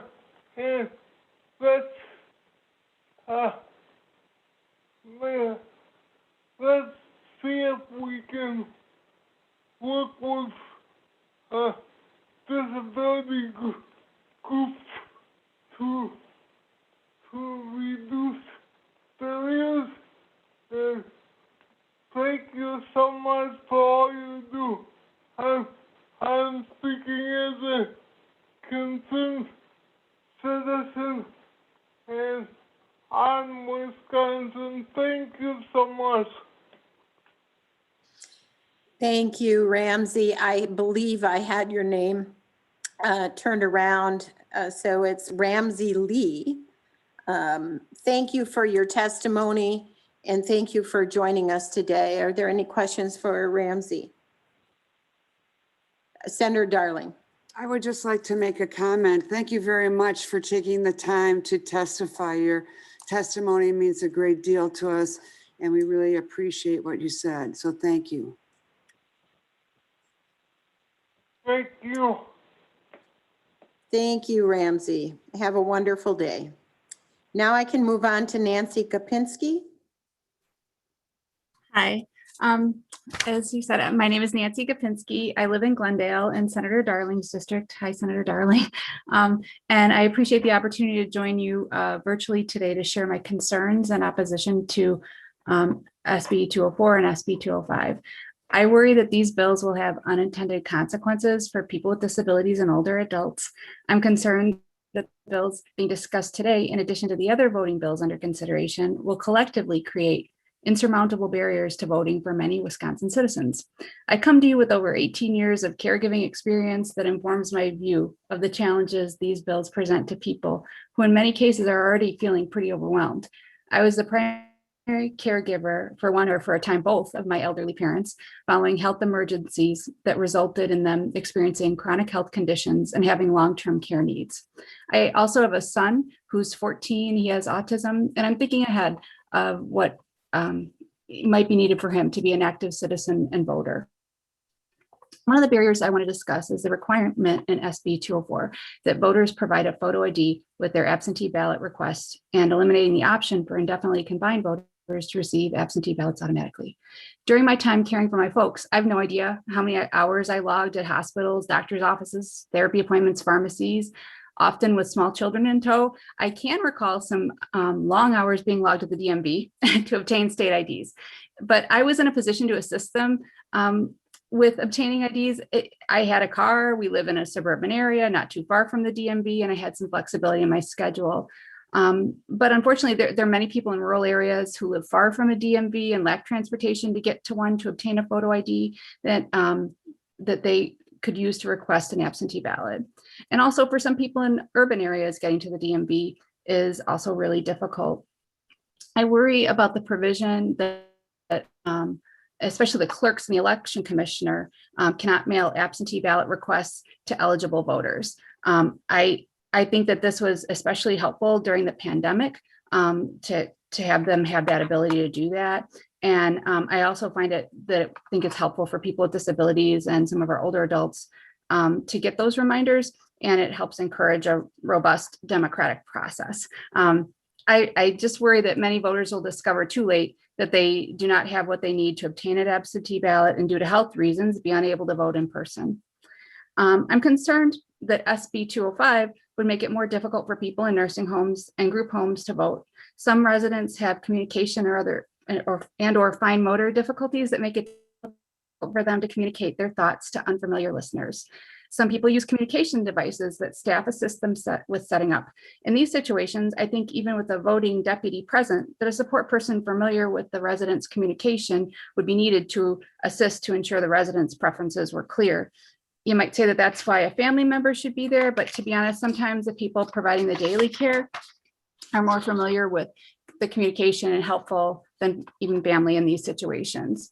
After hearing Senator Strobel's proposed amendment, this might address the communication concerns I described, I'm not sure. So I just urge you to work with Disability Rights Wisconsin and GWAR to confirm that these issues are addressed. I'm also concerned about residents' right to privacy and their autonomy. We live in a purple state, and often a family's ability to get along is due to a compact not to discuss politics in general and elections specifically. This bill could create a lot of tension. At a time when nursing homes and group homes are stretched thin, it's a big burden to force them to alert next of kin, all of them, to a voting deputy coming. I just don't think this should be legislated. If a resident or a family has a desire to be supported in this way, they can just ask or check with their local clerk. And I also have been listening to the concerns that this could be in conflict with the CMS federal rules. And I guess, just make sure you address that, because the last thing we need is a lawsuit. I don't like seeing taxpayer dollars go to lawsuits when it can be avoided. To be honest, I had some other testimony in regards to indefinitely confined status, but it got a little confusing for me, even though Senator Darling, Bob in your office was very kind to go through the different bills with me in some detail. But I'll leave those, I'll send some statements in writing, because I think it might pertain more to one of the other bills after listening today. So I guess I just want to say at a time in which we're already experiencing caregiver shortages and families are under stress and providers are stretched pretty thin, and we just need to be looking at ways to make voting easier rather than harder.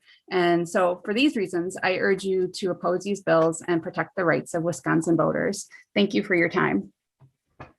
Thank you, Nancy. And there is a separate bill to address indefinitely confined.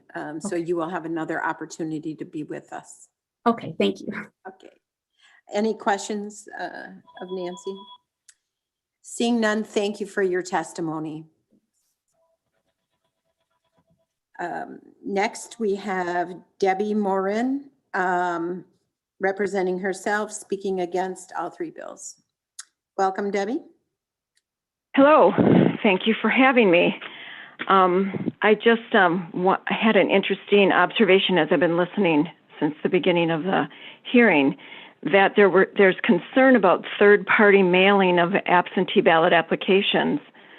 But last week, there didn't seem to be as much concern about third-party groups actually conducting elections inside of central count locations. So I found that was pretty interesting, the inconsistency of the concern of third-party group involvement. So with that, I just wanted to go back to what the statute says. It's, I think this hearing today has really pointed us in a different direction than where we're going with our election laws. If anyone paid attention and listened, every single testimony so far has basically shown us that our absentee voting process needs total revamping. We can't keep just picking around the edges and hoping that things will fall into place. So I decided to go back and look at what the statute says, which is ideally the way our process should be structured. It should start with the statutes. But in reality, what happens, especially lately, is that we put procedures into place, processes into place, and we start doing those. They're put into place administratively. There's nothing in the statutes about them. And then after a while, they just get kind of part of the landscape. And then we go, well, we've been using, for an example, absentee ballot drop boxes for a while, and people have gotten used to using them. We better write a law about them. And it just is, like someone had said earlier, the cart before the horse. We should be starting with the laws. And I think if we would start there and then structure from there, it would be better. So I'm sure you're aware of 6.84. The legislative policy on voting absentee. The legislature finds that voting is a constitutional right, the vigorous exercise of which should be strongly encouraged. In contrast, voting by absentee ballot is a privilege exercised wholly outside the traditional safeguards of the polling place. And that they go on to say that it should be carefully regulated to prevent the potential for a lot of negative things to happen. So to talk about putting on a parallel the voting in a polling place and the voting absentee is, I don't think those could ever be on a parallel. So we're trying to do the impossible, and we're trying to just like I said, pick around the edges to try to make this work, and it's just not going to work. And all of this testimony is pointing us in that direction that we really don't want to look at. There is a report in the Wisconsin Election Commission meeting materials for their February 3rd meeting, if anyone wants to look at it. And they went in there and they talked about in that material, they talked about historically, Wisconsin election day voting is about 70 to 80%, historically. In April of 20, that percentage of people voting at the polling place was only 25%, according to this report by the Wisconsin Election Commission staff. So that's 25% of the people cast a ballot at a polling place. And then they said in the November election, just over 40% of ballots that were cast in the November election were cast at polling places. That's the constitutional right to vote. That's what should be a vigorous exercise of which should be strongly encouraged. I don't know what happened. We have fewer people voting at the polling place. So if you look at the National Conference of State Legislatures website, 1/3 of the states require an excuse for absentee voting. I've listened to people talk about the added costs to all this absentee voting that we have, and we're just having a no excuse absentee voting. We take these limited resources and we spread them as thin as we possibly can, and which means we're taking them away from these people we've heard from today and their constituency who really need some extra expenditures to help them to vote. But we have able-bodied people who would prefer not to exercise their constitutional right to vote, but would rather be privileged voters, those who vote absentee. So they would rather have a privilege of voting instead of being forced to, if they're able, exercise their constitutional right to vote.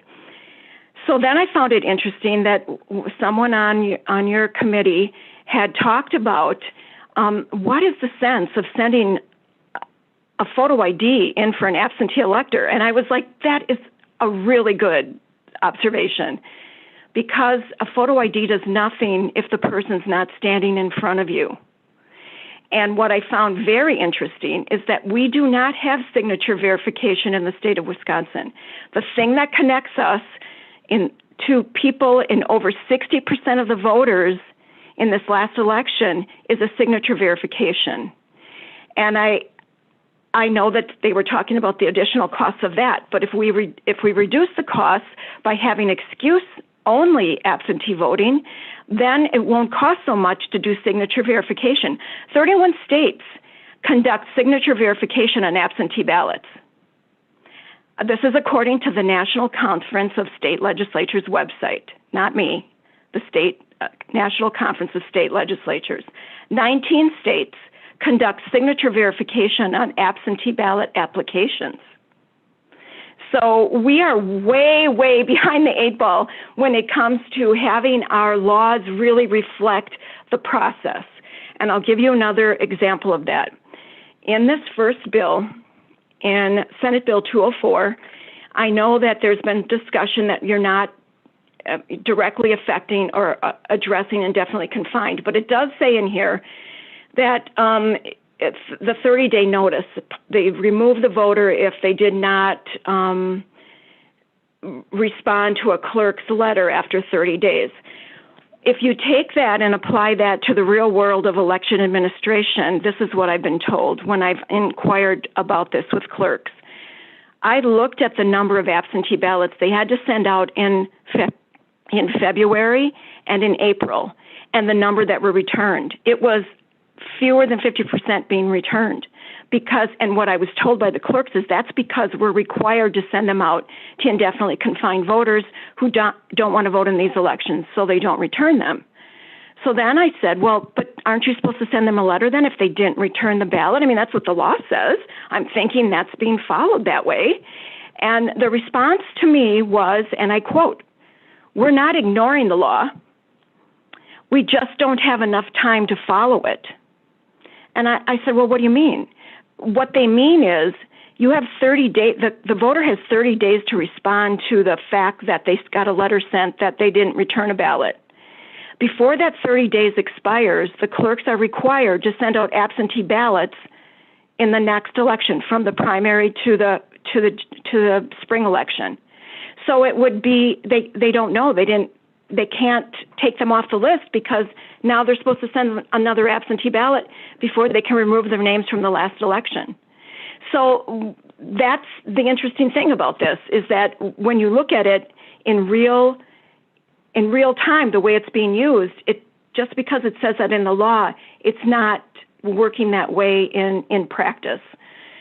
So then in that same statute, SB 204, we got to the electronic voter registration. I don't know if anybody's aware of this, and I still would like to, it still doesn't seem true to me, but I've heard it discussed at the Wisconsin Election Commission meetings, and I think this is a correct statement, that if somebody registers to vote through electronic voter registration, there is no proof of residency required. That what they have to do for online voter registration is just to complete the form, and it's hard to see on My Vote because My Vote is set up that if you don't do these procedures, you can't see what the next step is. So in order for me to completely see the way My Vote does it, I would have to go in and change my information so I could see how it works. Otherwise, you're not allowed to get in there. And to quote some of these cybersecurity experts, you cannot secure what you cannot see. So I can't speak to that part of it, but I do know in the law it says that what they should do in lieu of, the commission shall maintain a system that electronically verifies on an instant basis information specified under 3B from the information submitted in lieu of proof of residence. So if a prospective elector enters information into the system that does not match such information maintained by the Department of Transportation, the system shall redirect the elector to the Department of Transportation's internet site so the elector may update his or her information with the Department of Transportation. So what happens is, if you are you registering to vote and you need to change or you need to put your address in, your address does not match the address that the DOT has on you, you go to their website, and I've been there. I haven't done this either. You go to the website of the DOT and you change your address online. So the proof of residence that you have is supplied by you. It's not independently verified by anyone else. So there is no, if you go in to the clerk's office, you have to supply a separate proof of residence that somebody else said, a third party said, this is your residence. If you register online, you get to supply your own proof of residence through the DOT. And I find that very interesting that people who apply for registration online do not have to supply their proof of residence. Then we talked about the canvassing of absentee ballots. I find the canvassing of the absentee ballots an interesting situation as far as it relates to central counts. The central counts of absentee ballots are not in every municipality, and I think they give us a problem. And the reason I say that is the people that are running them don't even know what the structure is. I've run into people when I go into central count locations and I ask them who's in charge of the central count location. Well, the statute says it's a board of absentee ballot canvassers. In 2 different municipalities, I was told that we don't canvass absentee ballots, that the canvass of the ballots is next week. I said, no, this is called canvassing absentee ballots. I said, who's in charge? Well, me and this other person. I said, well, it's supposed to be a 3-person, canvassing board. And so they had to call and check into it. That's in 2 different municipalities. And then I wasn't so surprised at that when I heard testimony from the Wisconsin Election Commission that in questioning what was going on at the central count in Green Bay, the information given to the legislators was that the person in charge of the central count in Green Bay was a chief election inspector. That's not the structure in a central count location. So that, having that said that, we have a problem with the canvassing of absentee ballots. So then on to Senate Bill 205. I'm glad to hear about the amendment. This is really a tough area, and as our population ages, we need to come up with solutions in this area. And I was happy to hear from people that are looking at this and seeing how it is in real time. I do want to draw everyone's attention to Chapter State Law 6.822A, where it says that an assister aid in marking a ballot, so someone who aids someone in marking, a voter in marking a ballot, may not be the elector's employer, the agent of the employer, officer, or agent of the labor organization. So I end up using that prohibition that we have in the law for someone assisting a person who has control over their livelihood seems to be a prohibition that we could apply to people that have control over someone's day-to-day living, basic living needs, and that is something that should be taken seriously, the undue influence. And it's not that it's nefarious that someone's, doing this on purpose. It's just the natural course of relationship. So, I've observed in assisted living facilities, and I've watched them ask, the residents just ask, gee, I don't know about that one. Who do you think, who would you vote for? Who do you think is a good person? They're just trying to be friendly. And it's just a natural thing. So there needs to be some safeguards there because of the unequal balance in relationship in those. Maybe it could be something that someone else in the facility that is not in charge of the day-to-day care of these people are actually going to assist them. So it's not someone like that. Okay, so I think that's it on that bill. Oh, I wanted to mention, I was out observing in the spring election at polling places. Sometimes it's good to go out on the smaller elections because you have a chance to talk to the chief inspectors. They have more time than on the really busy ones. And I went up to several polling places and just inquired about the process and how it was set up and how they like certain things and just got their opinions on things. And I did speak to one chief inspector who was also a special voting deputy. And she just told me, as a special voting deputy, I didn't even ask about special voting deputies. She just said that she worked as one and she loved being a special voting deputy. She loved helping provide the right to vote to people in these facilities. And she really liked the fact that she could offer them independently, saying to them when the residents would say, I really am getting tired, I don't want to do this anymore, to say to them, so would you like us to remove your name from the list? And then having that direct contact with the voter as opposed to getting the message through a third party that that person doesn't want to vote anymore. And she told me, she said, I'm not getting any younger, and I love the way we conduct these elections in these facilities. If I ever have to go to one of these facilities, this is the way I would like to vote. And this is from a person who does it. It's a real skill. I've watched these people as special voting deputies. It's a real skill on what they do, and you can see the respect they have for the process and the respect they have for the voters. So that's just a little aside on observing and asking questions. On Senate Bill 211, I don't know if anyone is aware of this or not, but it's not only the absentee ballot applications that were mailed to everyone who is registered to vote, apparently statewide. It's also the Eric Movers postcards. It's anything mailed from, let me make sure I get this right, a document issued by a unit of government. It can be used as a proof of residence. So what that meant was, and I'm reading at the bottom of the absentee ballot application form that's sent out.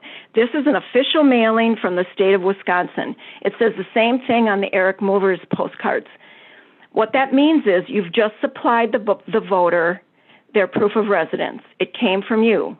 You gave it to them because you sent them the postcard saying, we heard that you might, that you're an eligible elector, but you're not registered, in the case of the Eric postcard. But in case of the absentee ballot application forms that supposedly went to people that are already registered, I don't know why they would need to use that document to be their proof of residence. So that is one of the, on the list of acceptable proof of residence in statute 6.343A, it's number 11 in that list. So that's about it. I do think that, on that electronic voter registration, if anyone wants to see how that is kind of a mess with the DMV, you should look at the WEC meeting minutes from the WEC meeting on March 2nd, 2021. You'll get an idea of the complications with the address changing and the registration using the DMV. Since we're not a National Voter Rights Act state, the DMV is not required to keep separate residential addresses, and that could explain why we have so much confusion on using that to verify registration addresses or voter registration addresses in Wisconsin. They go through a whole long explanation, and it's very informative. So that would be, I would recommend anyone to go and look at their meeting minutes from March 3rd. Okay, that's about all I have. Thank you. This last March 3rd, 2021? Yes. Okay. All right. Any questions? Seeing none, thank you for your testimony. You're welcome. Larry Brown, representing himself, speaking against.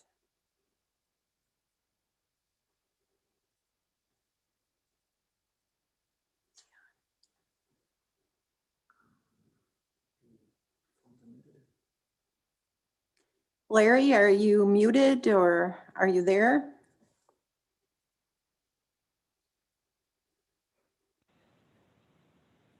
Can you hear me now? Yes, yes. Okay, Take I it was away. muted. Okay. Okay. So, yes, I'm Lawrence Brown, and I'm testifying against the three bills. I'd like to echo what Stacy said earlier this morning. How hard it is for people with disabilities to get to polling places, transportation. A lot of us don't own necessary equipment and internet, and it's hard to get ID if you're not in an establishment that would help people get ID, or if you're on your own and you don't have family in state, for example, just to name a couple situations.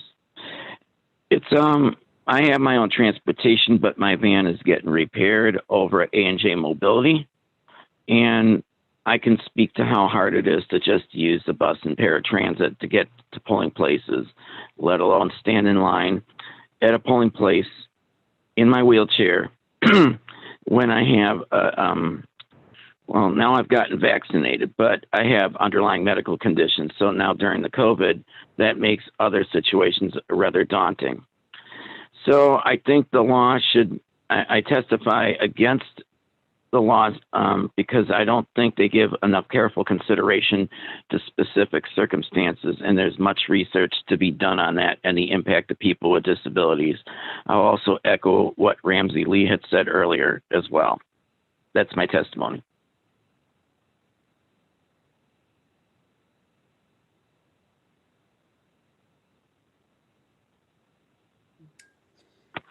You were way too quick, Lawrence. Well, there are a lot of other people. I mean, there are a lot of research that can be done into that, but it's pretty simple. Yeah. The laws are constructed without a lot of primary research done on this.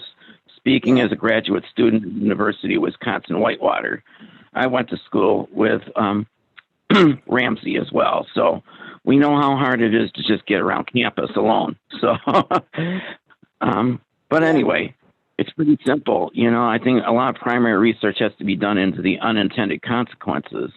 And Stacy put it right on the line. The one that just testified, one or two speakers before me, talked about the law, and the law is evolving as well. And the law didn't think of all these things as well. So it's a really gradual thing, but in the process of getting from A to B, I think we need to seriously consider in all these bills what the unintended consequences. I mean, there are good things to be done by making sure that people don't solicit illegal votes by, I forgot what they call the process, but it's weird. There are sinister people out there that will try to get false votes and even cancel out your vote somehow.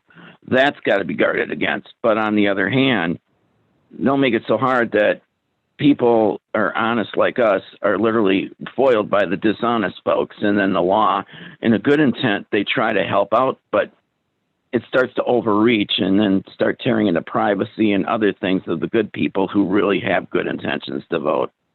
That's my concern. Well, great. And I'm glad I prompted you to finish out another thought. It was great. That is our goal. This is why we have hearings and get input from citizens like you, is to really vet it and make it a very thoughtful process. And so your participation is greatly appreciated. So thank you. Any questions from anyone else? No? You have a wonderful day, Lawrence. Okay, thank you. Sure. Jim Turk, representing himself, speaking against all three bills. Welcome, Jim. Yeah, welcome, and thank you for having me. So I'm just a regular guy. I'm a volunteer with the Multiple Sclerosis Society, and I have multiple sclerosis, and so I'm quote unquote indefinitely confined and have been for the last 5 years. I did most of my career at the UW-Madison as a research administrator. Anyway, I don't want to go too much. I don't want to repeat points that have already been made. Oh boy, I just lost all my notes that I had up and ready to go for 5 hours or whatever it's been. All right, there we go. But I just, I'll point out a couple things that I heard, especially early on. And then, you know, again, I don't want to echo a lot of points that have already been brought up because there've been so many fabulous speakers. So they've made a lot of points that I would intentionally or intend to make otherwise. So I'll just try not to do that. So very early on, I think even the senators probably said that there's a really strong theme. I mean, they said it multiple times that consistency and uniformity was a theme. So I just want to point out, as somebody who's labeled as or labels themselves, and that's really what it comes down to. So it's hard to prove something because, and especially as somebody said earlier, somebody with multiple sclerosis, with MS, it's like, yeah, it might be by your definition indefinitely confined one day and not another day. But either way, I define myself as indefinitely confined. I have received and do receive absentee ballots because I'm not going to be able to get to the polls. When I go to the polls, I don't know how long the line's going to be. There's a lot of considerations to actually going to the polls. And when you have to apply for your ballot ahead of time, every time, that means you always have to know that a poll is coming up or that an election is coming up at least 2 weeks in advance, probably, right? Because somebody was talking about the mail system and how long it takes. And so you figure, you know, 8 days in total, 4 days either way, they said. Things like that. I mean, you really have to consider that a lot of people would not even know that there was an election happening until a few days before. And by that time, it's too late for them to do anything. All right. So that's really important. So one of the themes early on, especially, was, as I said, consistency and uniformity. I think that you have to make things consistent for people with disabilities as well as people with abilities, as we have all been saying. But consistency is consistency for everybody. All right. And so, there was discussion earlier about signature verification, stuff like that. Well, as Stephanie brought up, I think she was like the third speaker or something like that, second or third. You might have a disability that evolves over time. You might not have spent most of your life with a disability, but suddenly you're in an accident or you have a progressive illness like I have. So in the last probably 3 or 4 years, I've completely lost my ability to write. And of course, that's always been a big part of what I do. And so now I have to have my wife fill out the ballots for me. So that's a consideration too. When we're talking about doing stuff, it can even be simple stuff. The application process isn't very easy for me because I can't do anything until somebody else helps me out, right? And so I have to A, know what's happening, and B, I have to have somebody there to help me fill it out when the time comes, which also brings into question a lot of things that we've been talking about, like especially in Bill 204 or 205 rather, about potential for felonies and stuff like that for people that help out. And so when we're talking about absentee ballots, and if there's a question about committing a felony, then suddenly a lot of people just aren't going to do it, right? I know that people have good intentions, but if there's a risk of committing a felony because you don't understand the law or whatever, you're just not going to do it, which means that the people that need help aren't going to get the help that they need. All right. So let me look through my notes and try to skip over a lot of other stuff. What was one other one that I just thought of that I didn't write down? So I don't remember at this point, but again, I'm voting against. I would suggest that you vote against all, or plead with you to vote against all the proposed bills based on needing more research. 206, we talk a lot, or not 206, that's the proposed bill. 211, we talk about canvassing. And as I understood it, there's also part of that bill would incorporate populations in certain townships of less than 35,000 people to, they consolidate the poll places. Is that correct? I don't know. So if it is, go ahead. Restate your question. I'll have Ledge Council. So so in the proposed bill 211, I understood it, as I recall when I read it, to consolidate polling places for townships less than 35,000 people. Yeah, excuse me, can I say something? Sure, Senator Darling. Chairman, that wouldn't be 211.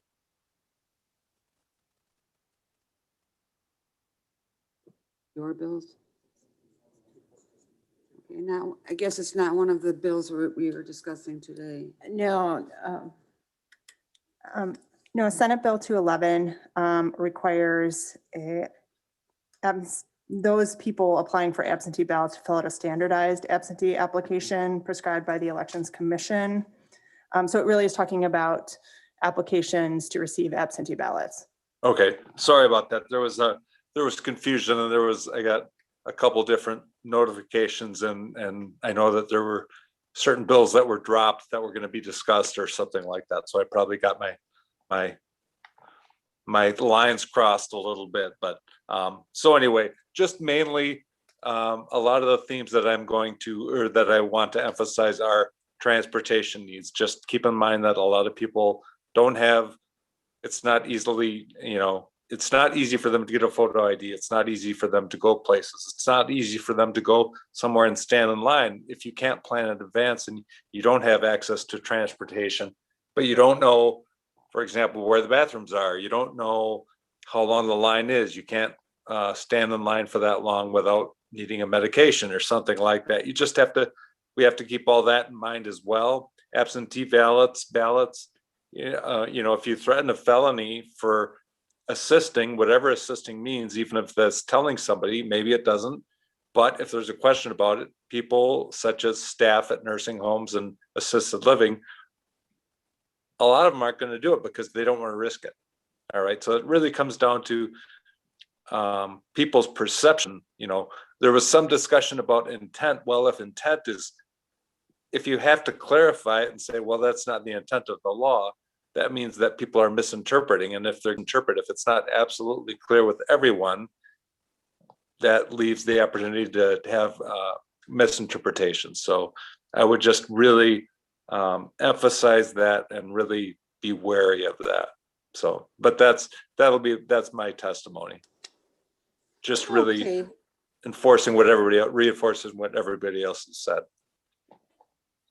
Jim, thank you for your testimony. Does anyone have a question? Seeing none, we appreciate you being with us.